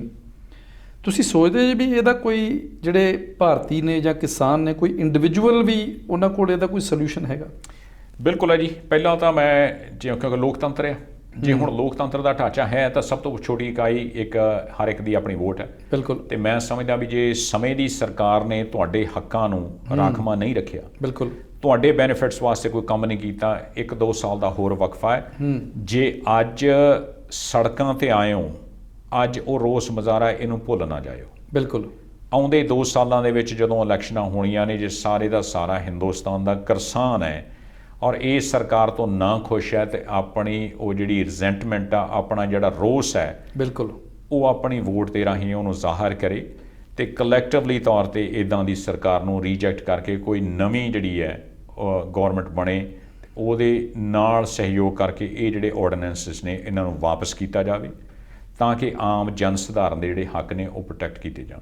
ਸੋ ਇਸ ਲਈ ਜ਼ਰੂਰੀ ਆ ਵੀ ਵੋਟ ਦੀ ਜਿਹੜੀ ਸ਼ਕਤੀ ਹੈ ਉਸ ਨੂੰ ਪਛਾਣਿਆ ਜਾਵੇ ਔਰ ਔਰ ਉਹਨੂੰ ਕਿਸੇ ਲਾਲਚ ਦੇ ਅਧੀਨ ਆਖਰੀ ਦਿਨਾਂ ਦੇ ਵਿੱਚ ਬਿਲਕੁਲ ਉਹਨੂੰ ਵੇਚਿਆ ਨਾ ਜਾਵੇ ਔਰ ਕਿਤੇ ਚੌਧਰਪੁਣੇ ਦੇ ਪਿੱਛੇ ਵੀ ਲੱਗ ਕੇ ਬਿਲਕੁਲ ਆਪਣੀ ਵੋਟ ਦਾ ਗਲਤ ਇਸਤੇਮਾਲ ਨਾ ਕਰ ਲਿਓ, ਕਿਉਂਕਿ ਖਾਸ ਕਰਕੇ ਪੰਜਾਬੀਆਂ ਦੇ ਵਿੱਚ ਚੌਧਰਪੁਣਾ ਬਿਲਕੁਲ ਮਾਈਂਡ ਦੇ ਵਿੱਚ ਬਹੁਤ ਡੋਮੀਨੇਟ ਕਰਦਾ। ਇੱਕ ਥੋੜੇ ਜੇ ਕੁਝ ਦਿਨਾਂ ਦੀ ਅਸੀਂ ਹਾਂਜੀ। ਚੌਧਰ ਪਸੰਦੀ ਨੂੰ ਬਿਲਕੁਲ। ਆ ਕੇ ਕਿਸੇ ਸਿਆਸੀ ਲੀਡਰ ਨੇ ਸਾਡੇ ਗਲ ਦੇ ਵਿੱਚ ਕੋਈ ਹਾਰ ਪਾ ਦਿੱਤਾ ਜਾਂ ਕੋਈ ਸਰੋਪਾ ਦੇ ਪਾ ਦਿੱਤਾ ਤੇ ਜਾਂ ਸਾਨੂੰ ਆ ਕੇ ਕੋਈ ਛੋਟੇ-ਮੋਟੇ ਲਾਲਚ ਦੇ ਦਿੱਤੇ, ਅਸੀਂ ਉਸ ਪਿੱਛੇ ਕੁਝ ਦਿਨਾਂ ਦੇ ਕਹਿ ਲਓ ਵੀ ਕਨਵੀਨੀਅੰਸ ਵਾਸਤੇ ਅਸੀਂ 5 ਸਾਲ ਦੇ ਦੁੱਖ ਸਹੇੜਦੇ ਹਾਂ। ਬਿਲਕੁਲ ਉਹਦੇ ਲਈ ਫਿਰ ਜੇ ਇਦਾਂ ਹੀ ਕਰਨਾ ਤੇ ਫਿਰ ਸਾਡੀ ਜ਼ਿੰਮੇਵਾਰੀ ਸਾਡੇ ਸਿਰ ਆਉਣੀ ਹੈ, ਫਿਰ ਸਰਕਾਰ ਨੂੰ ਨਿਰਦੋਸ਼ ਕਹਿਣਾ ਪੈਣਾ। ਬਿਲਕੁਲ। ਔਰ ਦੂਸਰਾ ਮੈਂ ਸਮਝਦਾ ਵੀ ਜਿੱਦਾਂ ਜੇ ਸਾਨੂੰ ਇਹ ਨੈਸ਼ਨਲ ਮੰਡੀ ਦਾ ਸੰਕਲਪ ਉਹ ਬਜ਼ਿੱਦ ਨੇ ਸਾਡੇ ਉੱਤੇ ਥੋਪਣਾ ਹੀ ਹੈ, ਤੇ ਮੈਂ ਸਮਝਦਾ ਜਿਹੜਾ ਪੰਜਾਬ ਦਾ ਨੌਜਵਾਨ ਹੈ, ਹਿੰਦੁਸਤਾਨ ਦੇ ਵਿੱਚ ਨੌਜਵਾਨ ਹੈ, ਮੈਂ ਪੰਜਾਬ ਦੇ ਦੀ ਖਾਸ ਕਰਕੇ ਗੱਲ ਕਰਦਾ ਕਿਉਂਕਿ ਮੇਰਾ ਆਪਣਾ ਪਿਛੋਕੜ ਪੰਜਾਬ ਤੋਂ ਹੈ। ਬਿਲਕੁਲ। ਤੇ ਮੈਂ ਸਮਝਦਾ ਪੰਜਾਬ ਦੇ ਨੌਜਵਾਨ ਨੂੰ ਵੀ ਇਹਦੇ ਤੋਂ ਕੁਝ ਸੇਧ ਲੈਣੀ ਚਾਹੀਦੀ ਹੈ। ਠੀਕ ਹੈ, ਸੜਕਾਂ ਤੇ ਆਏ ਆ, ਪ੍ਰੋਟੈਸਟ ਕਰ ਰਹੇ ਆ, ਤੁਹਾਡਾ ਹੱਕ ਬਣਦਾ ਹੈ, ਪ੍ਰੋਟੈਸਟ ਕਰਨਾ ਤੁਹਾਡਾ ਇੱਕ ਜਮਹੂਰੀ ਹੱਕ ਹੈ। ਬਿਲਕੁਲ। ਪਰ ਲੇਕਿਨ ਨਾਲ ਦੀ ਨਾਲ ਜੇ ਅਸੀਂ ਆਪਣੇ ਪਿੰਡ ਦੀ ਇਕਾਈ ਨੂੰ ਦੇਖਿਆ ਜਾਵੇ, ਇੱਕ ਛੋਟੇ ਜਿਹੇ ਪਿੰਡ ਦੇ ਵਿੱਚ 2-2 3-3 ਏਕੜ ਦਾ ਇੱਕ ਫਾਰਮ ਹੈ ਤੁਹਾਡੇ ਕੋਲੇ, ਤੇ ਪਰ ਹਰ ਦੂਜੇ ਤੀਜੇ ਘਰ ਦੇ ਵਿੱਚ ਟਰੈਕਟਰ ਖੜਾ ਹੈ। ਤਾਂ ਸਾਨੂੰ ਕੀ ਵਾਕਿਆ ਹੀ ਇਹਨੇ ਟਰੈਕਟਰਾਂ ਦੀ ਲੋੜ ਹੈ ਕਿ ਇੰਨਾ ਪੈਸਾ ਅਸੀਂ ਕੈਪੀਟਲ ਦੇ ਵਿੱਚ ਟਾਈ ਅਪ ਕੀਤਾ ਹੋਇਆ ਹੈ ਕਿ ਅਸੀਂ ਉਹਦੇ ਨਾਲ ਕੋਈ ਚੰਗੀ ਖੇਤੀ ਜਿਹੜੀ ਐਫੀਸ਼ੀਐਂਟਲੀ ਜਾਂ ਉਹਦਾ ਖੇਤੀ ਦੀ ਨੁਹਾਰ ਨਹੀਂ ਬਦਲ ਸਕਦੇ? ਬਿਲਕੁਲ। ਉਹਦੇ ਬਾਰੇ ਸਾਨੂੰ ਗੰਭੀਰਤਾ ਦੇ ਨਾਲ ਸੋਚਣਾ ਪੈਣਾ ਕਿ ਸਾਡੇ ਕੋਲੇ ਇਕੱਲੀਆਂ ਕਣਕ ਤੇ ਝੋਨੇ ਦੀਆਂ ਖੇਤੀਆਂ ਰਹਿ ਗਈਆਂ ਨੇ। ਜੇ ਅੱਜ ਈਸਟ ਇੰਡੀਆ ਦੇ ਵਿੱਚ ਇੱਕ ਸੂਬੇ ਨੂੰ ਯੂਨਾਈਟਿਡ ਨੇਸ਼ਨਸ ਫੁੱਲੀ ਆਰਗੈਨਿਕ ਖੇਤੀ ਦੇ ਰੂਪ ਦੇ ਵਿੱਚ ਪਛਾਣ ਸਕਦਾ ਕਿ ਪੰਜਾਬ ਦੇ ਵਿੱਚ ਆਰਗੈਨਿਕ ਖੇਤੀ ਨਹੀਂ ਕੀਤੀ ਜਾ ਸਕਦੀ। ਬਿਲਕੁਲ। ਤੇ ਜੇ ਪੰਜਾਬ ਦੇ ਇੱਕ ਛੋਟੇ ਤੋਂ ਛੋਟੇ ਪਿੰਡ ਨੂੰ ਇੱਕ ਕੋਆਪਰੇਟ ਜਿਹੜੀ ਕੰਟਰੈਕਟ ਖੇਤੀ ਤੋਂ ਬਦਲ ਕੇ ਅੱਜ ਅਸੀਂ ਇੱਕ ਕੋਆਪਰੇਟਿਵ ਖੇਤੀ ਦੇ ਰੂਪ 'ਚ ਲੈ ਆਈਏ, ਬਿਲਕੁਲ, ਭਾਵ ਕਿ ਪਿੰਡ ਦੇ ਵਿੱਚ ਕੁਝ ਸਿਆਣੇ ਸੱਜਣ ਉੱਠਣ, ਉਹਦੇ ਵਿੱਚ ਜੇ ਹੁਣ 100-200 ਘਰ ਵਾਲੇ ਪਿੰਡ ਦੇ ਵਿੱਚ 100 ਦੇ ਕਰੀਬ ਟਰੈਕਟਰ ਹੈ, ਕਿ ਇੰਨੇ ਟਰੈਕਟਰਾਂ ਦੀ ਲੋੜ ਹੈ, ਕਿਉਂ ਨਹੀਂ ਉਹਨੂੰ ਇੱਕ ਛੋਟੇ-ਛੋਟੇ ਵਾਰਡਸ ਦੇ ਵਿੱਚ ਅਸੀਂ ਵੰਡ ਸਕਦੇ ਹਾਂ। ਤੇ ਜੇ ਇੱਕ ਪਿੰਡ ਦੇ ਵਿੱਚ 8 ਜਾਂ 10 ਟਰੈਕਟਰਾਂ ਦੇ ਨਾਲ ਉਹ ਖੇਤੀ ਹੋ ਸਕਦੀ ਹੈ, ਇੱਕ ਕੋਆਪਰੇਟਿਵ ਸੁਸਾਇਟੀ ਬਣਾ ਕੇ ਖੇਤੀ ਹੋ ਸਕਦੀ ਸਾਂਝੀਵਾਲਤਾ ਦੇ ਨਾਲ, ਤਾਂ ਕਿਉਂ ਨਹੀਂ ਬਾਕੀ ਦੇ ਟਰੈਕਟਰਾਂ ਨੂੰ ਵੇਚ ਕੇ ਅਸੀਂ ਕੁਝ ਟਰੱਕ ਜਿਹੜੇ ਖਰੀਦ ਲਈਏ ਤੇ 1-2 ਪਿੰਡਾਂ ਦੇ ਨਾਲ ਅਸੀਂ ਰਲ ਕੇ ਉੱਥੇ ਖੇਤੀਬਾੜੀ ਦੇ ਸਪੈਸ਼ਲਿਸਟ ਨੇ, ਚਾਹੇ ਉਹ ਐਗਰੀਕਲਚਰ ਯੂਨੀਵਰਸਿਟੀ ਦੇ ਵਿੱਚ ਨੇ, ਚਾਹੇ ਉਹ ਪ੍ਰੋਫੈਸ਼ਨਲ ਐਕਸਪਰਟੀਜ਼ ਨੇ, NRI ਦੇ ਸਹਿਯੋਗ ਦੇ ਨਾਲ ਉੱਥੇ ਲਿਜਾਈਆਂ ਜਾ ਸਕਦੀਆਂ ਨੇ। ਝੋਨੇ ਤੇ ਕਣਕ ਦੀ ਖੇਤੀ ਨੂੰ ਅਸੀਂ ਬਦਲ ਦਈਏ। ਰੋਜ਼ਮਰਾ ਦੀ ਜ਼ਿੰਦਗੀ ਦੇ ਵਿੱਚ ਜਿਹੜੀਆਂ ਪੈਰਿਸ਼ੇਬਲ ਗੁੱਡਸ ਨੇ, ਜਿੱਦਾਂ ਕੋਈ ਸਬਜ਼ੀਆਂ ਹੋ ਗਈਆਂ, ਟਮਾਟਰ ਹੋ ਗਏ, ਭਿੰਡੀਆਂ ਵਗੈਰਾ ਨੇ, ਫਲ ਫਰੂਟ ਨੇ, ਕਿਉਂ ਨਹੀਂ ਅਸੀਂ ਉਹਦੀ ਕਾਸ਼ਤ ਕਰਦੇ? ਤੇ ਕਿਉਂ ਨਹੀਂ ਅਸੀਂ ਉਹ ਜਿਹੜੇ ਪਿੰਡ ਦੇ ਵਿੱਚੋਂ ਵਾਧੂ ਦੇ ਟਰੈਕਟਰ ਵੇਚ ਕੇ ਉਹਨਾਂ ਦੇ ਨਾਲ ਟਰਾਂਸਪੋਰਟੇਸ਼ਨ ਦਾ ਇੱਕ ਮੈਕੈਨਿਜ਼ਮ ਲੈ ਕੇ ਪਿੰਡ ਦੇ ਨੌਜਵਾਨਾਂ ਨੂੰ ਹੀ ਅੱਗੇ ਮਾਰਕੀਟਿੰਗ ਵਾਸਤੇ ਜਿਹੜਾ ਉਹਨਾਂ ਨੂੰ ਰੁਜ਼ਗਾਰ ਦਿੱਤਾ ਜਾਵੇ, ਤੇ ਉਹਨਾਂ ਨੂੰ ਪਰਫਾਰਮੈਂਸ ਬੇਸ ਜਿਹੜੇ ਆ ਬੋਨਸਿਸ ਤੇ ਕਮਿਸ਼ਨ ਦਿੱਤੇ ਜਾਣ ਕਿ ਭਾਈ ਦੇਖ, ਜੇ ਸਾਡੀ ਫਸਲ ਹਰ ਰੋਜ਼ ਪਿੰਡ ਦੇ ਵਿੱਚੋਂ ਚੱਕ ਕੇ ਇੱਕ ਜ਼ਿਲ੍ਹੇ ਦੇ ਪੱਧਰ ਤੱਕ ਪਹੁੰਚਾ ਸਕਦੇ ਹਾਂ, ਤੇ ਜ਼ਿਲ੍ਹੇ ਦੇ ਪੱਧਰ ਤੋਂ ਇਕੱਠੇ ਹੋ ਕੇ ਕੋਈ ਨੈਸ਼ਨਲ ਲੈਵਲ ਤੇ ਐਕਸਪੋਰਟ ਦੀਆਂ ਮੰਡੀਆਂ ਤੱਕ ਪਹੁੰਚਾਈ ਜਾ ਸਕਦੀ ਹੈ, ਤਾਂ ਕਿਉਂ ਨਹੀਂ ਉੱਚ ਕੋਟੀ ਦੇ ਸਾਨੂੰ ਉੱਥੇ ਮੁੱਲ ਮਿਲ ਸਕਦੇ ਫਾਰਮਰਸ ਨੂੰ? ਉਹਦੇ ਨਾਲ ਸਾਰਿਆਂ ਦੇ ਉੱਤੋਂ ਜਿਹੜੇ ਬੋਝ ਨੇ ਕਰਜ਼ਿਆਂ ਦੇ ਇੰਨੇ ਟਰੈਕਟਰਾਂ ਵਗੈਰਾ ਦੇ ਅਸੀਂ ਪਾਏ ਬੈਠੇ ਹਾਂ, ਇਨਫਰਾਸਟ੍ਰਕਚਰ ਦੇ ਆਪਣੇ ਸਿਰ ਪਾਈ ਬੈਠੇ ਹਾਂ, ਕਿਉਂ ਨਹੀਂ ਅਸੀਂ ਇੱਕ ਨਵੀਂ ਇਨਫਰਾਸਟ੍ਰਕਚਰ ਨੂੰ ਡਿਵੈਲਪ ਕਰਦੇ ਜਿਹਦੇ ਤੋਂ ਸਾਰਾ ਪਿੰਡ ਤੇ ਨਾਲ ਹੋਰ ਨਾਲ ਦੇ ਲੱਗਦੇ ਪਿੰਡਾਂ ਨੂੰ ਬੈਨੀਫਿਟ ਹੋ ਸਕਦੇ ਨੇ। ਸੋ ਕਹਿਣ ਦਾ ਮਤਲਬ ਵੀ ਇੱਕ ਤਾਂ ਖੇਤੀਬਾੜੀ ਦਾ ਜਿਹੜਾ ਡਾਇਵਰਸੀਫਿਕੇਸ਼ਨ ਕੀਤਾ ਜਾਵੇ, ਐਬਸੋਲੂਟਲੀ, ਔਰ ਦੂਜੀ ਗੱਲ ਵੀ ਅਗਰ ਅਸੀਂ ਕੋਆਪਰੇਟਿਵ ਫਾਰਮਿੰਗ ਕਰਦੇ ਹਾਂ ਜਿਹਦੇ ਨਾਲ ਅਸੀਂ ਕਾਸਟ ਇਫੈਕਟਿਵ ਖੇਤੀ ਕਰ ਸਕਦੇ ਹਾਂ ਔਰ ਉਹਦੇ ਨਾਲ ਤੁਹਾਡਾ ਪ੍ਰੋਫਿਟ ਵੀ ਵਧੇਗਾ। ਬਿਲਕੁਲ, ਕਾਸਟ ਐਫੀਸ਼ੀਐਂਸੀ ਸਾਪੇ ਆ ਜਾਂਦੀਆਂ ਨੇ। ਜੇ ਹੁਣ ਹਰ ਇੱਕ ਘਰ ਦੇ ਵਿੱਚ ਟਰੈਕਟਰ ਹੈ ਤੇ ਉਹਦਾ ਡੀਜ਼ਲ ਫੂਕਿਆ ਜਾ ਰਿਹਾ ਤੇ ਉਹਦੀਆਂ ਕਿਸ਼ਤਾਂ ਜਿਹੜੀਆਂ ਬੈਂਕ ਨੂੰ ਲੋਨ ਦੇ ਵਿੱਚ ਇੰਟਰਸਟ ਦੇ ਰੂਪ 'ਚ ਦਿੱਤੀਆਂ ਜਾ ਰਹੀਆਂ, ਕਿਉਂ ਨਹੀਂ ਤੁਸੀਂ ਆਪਣਾ ਪੈਸਾ ਬਚਾਉਂਦੇ? ਇਹ ਜਿਹੜੇ ਕਿਸਾਨਾਂ ਦੀ ਤੁਸੀਂ ਗੱਲ ਕੀਤੀ ਵੀ ਜਿਹੜੇ 2-2 ਕਿੱਲਿਆਂ ਵਾਲੇ, 4-4 ਕਿੱਲਿਆਂ ਵਾਲੇ ਆਪਣੇ ਵੱਖਰੇ ਟਰੈਕਟਰ ਟਰਾਲੀਆਂ ਜਾਂ ਸੰਦ ਲੈ ਲੈਂਦੇ ਨੇ ਕਰਜ਼ੇ ਤੇ, ਹਾਂਜੀ, ਔਰ ਇਹੀ ਬਾਅਦ ਵਿੱਚ ਖੁਦਕੁਸ਼ੀਆਂ ਦੇ ਕਾਰਨ ਵੀ ਬਣਦੇ ਨੇ ਜੀ। ਬਿਲਕੁਲ ਬਣਦੇ ਨੇ। ਮੈਂ ਇੱਕ ਪਿੱਛੇ ਜੇ 2008 ਦੇ ਵਿੱਚ ਇੱਕ ਪਿੰਡ ਦੇ ਵਿੱਚ ਗਿਆ ਸੀ, ਉੱਥੋਂ ਦੇ ਇੱਕ ਬੜੇ ਸਿਆਣੇ ਸੱਜਣ ਨੇ, ਉਹਨਾਂ ਨੇ ਆਪਣੇ NRI ਭਰਾ ਤੋਂ ਕੁਛ ਜਿਹੜੀ ਕੰਟਰੀਬਿਊਸ਼ਨ ਲੈ ਕੇ ਪਿੰਡ ਦੇ ਵਿੱਚ ਟਰੈਕਟਰ ਰੱਖਿਆ ਔਰ ਕੰਪਿਊਟਰਾਈਜ਼ ਜਿਹੜੇ ਕਰਾਹੇ ਰੱਖੇ ਨੇ। ਵਾਹ। ਤੇ ਉਹਦੇ ਵਿੱਚ ਉਹਨਾਂ ਨੇ 1 ਕਿੱਲੇ ਦਾ ਰੇਟ ਰੱਖਿਆ ਸੀਗਾ। ਸਾਰੇ ਪਿੰਡ ਨੂੰ ਹੁਣ ਨਵੇਂ ਕਰਾਹੇ ਤੇ ਕੰਪਿਊਟਰਾਈਜ਼ ਸਿਸਟਮ ਲਿਆਉਣ ਦੀ ਲੋੜ ਨਹੀਂ ਸੀ। ਜਿਸ ਕਿਸੇ ਨੂੰ ਲੋੜ ਸੀ ਉਹ ਇੱਕ ਫਿਕਸ ਰੇਟ ਤੇ ਉਹਨਾਂ ਦੇ ਜਿਹੜੇ ਕੰਪਿਊਟਰਾਈਜ਼ ਕਰਾਹੇ ਲਾ ਕੇ ਤੇ ਜ਼ਮੀਨ ਨੂੰ ਪੱਧਰਾ ਕਰ ਦਿੰਦੇ ਸੀਗੇ। ਹੁਣ ਉਹ ਸਾਰੇ ਦਾ ਸਾਰੇ ਪਿੰਡ ਦਾ ਜਿਹੜਾ ਉਹ ਕੰਮ ਚੱਲ ਰਿਹਾ ਇੱਕ ਟਰੈਕਟਰ ਦੇ ਨਾਲ। ਤਾਂ ਮੈਂ ਸਮਝਦਾ ਵੀ ਇਹੀ ਜਿਹੜਾ ਮਾਡਲ ਹੈ, ਜੇ ਸਰਕਾਰਾਂ ਨੇ ਤੁਹਾਡੀ ਬੋਲੀ ਨਹੀਂ ਸੁਣਨੀ, ਜਿਸ ਦੀ ਕਿ ਮੈਂ ਸਮਝਦਾ ਹਾਲੇ ਕੋਈ ਆਸ ਨਹੀਂ ਹੈ, ਕਿਉਂਕਿ ਉਹਨਾਂ ਕੋਲੇ ਬਹੁਤ ਸੰਮਤੀ ਹੈ, ਪਾਰਲੀਮੈਂਟ ਦੇ ਵਿੱਚ ਵੀ ਹੈ, ਔਰ ਉਹਨਾਂ ਨੇ ਜਿਹੜੇ ਕਾਇਦੇ ਕਾਨੂੰਨ ਇਹ ਪੇਸ਼ ਕੀਤੇ ਨੇ, ਆਰਡੀਨੈਂਸ ਬਣਾ ਕੇ ਹੁਣ ਕਾਨੂੰਨ ਦੇ ਤੌਰ ਤੇ ਲਾਗੂ ਕੀਤੇ ਨੇ। ਇਹਨਾਂ ਦੇ ਪਿੱਛੇ ਵੱਡੀਆਂ ਲੌਬੀਜ਼ ਖੜੀਆਂ ਨੇ, ਕੋਰਪੋਰੇਸ਼ਨਸ ਖੜੀਆਂ ਨੇ, ਉਹਨਾਂ ਨੇ ਵੀ ਗੌਰਮੈਂਟ ਨੂੰ ਪਿੱਛੇ ਨਹੀਂ ਹਟਣ ਦੇਣਾ। ਤੇ ਮੈਂ ਸਮਝਦਾ ਇਸ ਤੋਂ ਅਗਲਾ ਜਿਹੜਾ ਪੜਾਅ ਉਹ ਸਾਡੀ ਆਪਣੀ ਨਿੱਜੀ ਜ਼ਿੰਮੇਵਾਰੀ ਬਣਦੀ ਹੈ ਕਿ ਅਸੀਂ ਖੇਤੀ ਨੂੰ ਡਿਵਰਸੀਫਾਈ ਕਰੀਏ। ਡਿਵਰਸੀਫਾਈ ਕਰਕੇ ਉਹਦੀ ਇਨਫਰਾਸਟਰਕਚਰ ਅਸੀਂ ਆਪਣੇ ਇੱਕ ਇਕਾਈ ਜਿਹੜੀ ਪਿੰਡ ਹੈ, ਇੱਕ ਛੋਟੇ ਜਿਹੇ ਕਸਬੇ ਤੋਂ ਉਹਨੂੰ ਡਿਵੈਲਪ ਕਰਨੀ ਆਪ ਖੁਦ ਸ਼ੁਰੂ ਕਰੀਏ। ਔਰ ਮੈਨੂੰ ਇੰਨਾ ਯਕੀਨ ਹੈ ਕਿ ਜਿਸ ਤਰੀਕੇ ਨਾਲ ਪੰਜਾਬ ਦਾ ਕਿਸਾਨ ਇੰਨਾ ਮਿਹਨਤੀ ਹੈ, ਇੰਨਾ ਡੈਡੀਕੇਟਡ ਹੈ, ਕਿਉਂਕਿ ਅਸੀਂ ਬਾਹਰਲੇ ਮੁਲਕਾਂ ਦੇ ਵਿੱਚ ਆ ਕੇ ਜਿਹੜੇ ਅੱਜ ਤੋਂ 25-30 ਸਾਲ 40 ਸਾਲ ਪਹਿਲਾਂ $20 ਤੇ ਆਏ ਸੀ, ਅੱਜ $1 ਮਿਲੀਅਨ ਦੀਆਂ ਅਸੀਂ ਜਾਇਦਾਦਾਂ ਬਣਾ ਬੈਠੇ ਹਾਂ। ਬਿਲਕੁਲ ਅਸੀਂ ਪੰਜਾਬ ਦੇ ਵਿੱਚ ਕਿਉਂ ਨਹੀਂ ਕਰ ਸਕਦੇ? ਸਿਰਫ ਇੱਕ ਫੋਕਸਡ ਹੋਣ ਦੀ ਲੋੜ ਹੈ, ਤੇ ਇੱਕ ਜਿਹੜਾ ਹੈ ਆਪਣੀ ਵਾਧੂ ਦੇ ਜਿਹੜੇ ਖਰਚੇ ਨੇ ਉਹਨਾਂ ਨੂੰ ਸਟ੍ਰੀਮਲਾਈਨ ਕਰਨ ਦੀ ਕੋਸ਼ਿਸ਼ ਹੈ, ਤਾਂ ਕਿ ਜਿਹੜੀ ਖੇਤੀ ਹੈ ਉਹਨੂੰ ਐਫੀਸ਼ੀਐਂਟ ਵੀ ਬਣਾਇਆ ਜਾ ਸਕੇ ਤੇ ਉਹਨੂੰ ਪ੍ਰੋਫਿਟੇਬਲ ਵੀ ਬਣਾਇਆ ਜਾ ਸਕੇ।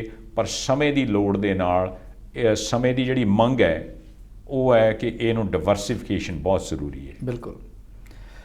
ਪਾਲ ਸਿੰਘ ਗਰੇਵਾਲ ਜੀ, ਆਪ ਜੀ ਸਾਡੇ ਸਟੂਡੀਓ ਵਿੱਚ ਆਏ, ਇੰਨੇ ਅਹਿਮ ਮੁੱਦੇ ਦੇ ਉੱਪਰ ਤੁਸੀਂ ਬੇਬਾਕੀ ਨਾਲ ਜਿਹੜੀ ਗੱਲਬਾਤ ਕੀਤੀ, ਵਿਚਾਰ ਚਰਚਾ ਕੀਤੀ, ਆਪ ਜੀ ਦੇ ਬਹੁਤ ਬਹੁਤ ਧੰਨਵਾਦੀ ਹਾਂ। ਔਰ ਆਸ ਕਰਦੇ ਹਾਂ ਕਿ ਭਵਿੱਖ ਦੇ ਵਿੱਚ ਵੀ ਤੁਸੀਂ ਵੱਖ-ਵੱਖ ਮੁੱਦਿਆਂ ਦੇ ਉੱਪਰ ਗੱਲਬਾਤ ਕਰਨ ਸਾਡੇ ਸਟੂਡੀਓ ਆਉਂਦੇ ਰਹੋਗੇ। ਸਭ ਤੋਂ ਅਖੀਰ ਤੇ ਮੈਂ ਤੁਹਾਡਾ ਵੀ ਧੰਨਵਾਦ ਕਰਨਾ ਚਾਹੁੰਦਾ, ਕਿਉਂਕਿ ਸਾਰੇ ਸਰੋਤਿਆਂ ਦੇ ਰੂਬਰੂ ਕੀਤਾ ਤੁਸੀਂ ਮੈਨੂੰ, ਤੇ ਜਿੰਨੀ ਕਿ ਮਾਲਕ ਨੇ ਕਹਿ ਲਓ ਸਮਰੱਥਾ ਬਖਸ਼ੀ ਹੈ, ਤੇ ਸਮਾਜਿਕ ਮੁੱਦਿਆਂ ਨੂੰ ਵਿਚਾਰ ਕੇ ਜਿੰਨਾ ਕੁ ਵੀ ਆਪਣਾ ਮੈਂ ਯੋਗਦਾਨ ਪਾ ਸਕਦਾ, ਹਮੇਸ਼ਾ ਲਈ ਮੈਂ ਤੁਹਾਡੇ ਰਿਣੀ ਵੀ ਰਹੂੰਗਾ, ਤੁਹਾਡੇ ਲਈ ਹਾਜ਼ਰ ਵੀ ਰਹੂੰਗਾ। ਆਪ ਜੀ ਦਾ ਇੱਕ ਵਾਰ ਫਿਰ ਤੋਂ ਬਹੁਤ ਬਹੁਤ ਧੰਨਵਾਦ ਜੀ। ਧੰਨਵਾਦ ਸਾਰਿਆਂ ਨੂੰ। ਸਤਿ ਸ਼੍ਰੀ ਅਕਾਲ। ਸੋ ਇਹ ਸਨ ਸਰਦਾਰ ਪਾਲ ਸਿੰਘ ਗਰੇਵਾਲ ਜੀ, ਜਿਨ੍ਹਾਂ ਨੇ ਵੱਖ-ਵੱਖ ਆਰਡੀਨੈਂਸਿਸ ਔਰ ਖੇਤੀਬਾੜੀ ਨਾਲ ਸੰਬੰਧਿਤ ਪਾਸ ਕੀਤੇ ਗਏ ਕਾਨੂੰਨਾਂ ਉੱਪਰ ਵਿਚਾਰ ਚਰਚਾ ਕੀਤੀ। ਆਸ ਕਰਦੇ ਹਾਂ ਕਿ ਇਹ ਪ੍ਰੋਗਰਾਮ ਤੁਹਾਨੂੰ ਪਸੰਦ ਆਇਆ ਹੋਵੇਗਾ। ਤੁਸੀਂ ਆਪਣੀ ਫੀਡਬੈਕ ਸਾਨੂੰ ਫੇਸਬੁੱਕ ਅਤੇ YouTube ਤੇ ਦੇ ਸਕਦੇ ਹੋ, ਔਰ ਇਸ ਪ੍ਰੋਗਰਾਮ ਨੂੰ ਹੋਰ ਬਿਹਤਰ ਬਣਾਉਣ ਲਈ ਸੁਝਾਅ ਵੀ ਦੇ ਸਕਦੇ ਹੋ। ਇਸ ਦੇ ਨਾਲ ਹੀ ਮਨਜੀਤ ਸਿੰਘ ਫੇਰੂਮਾਨ ਨੂੰ ਐਡਮਿੰਟਨ ਸਟੂਡੀਓ ਤੋਂ ਦਿਓ ਜੀ ਇਜਾਜ਼ਤ। ਧੰਨਵਾਦ।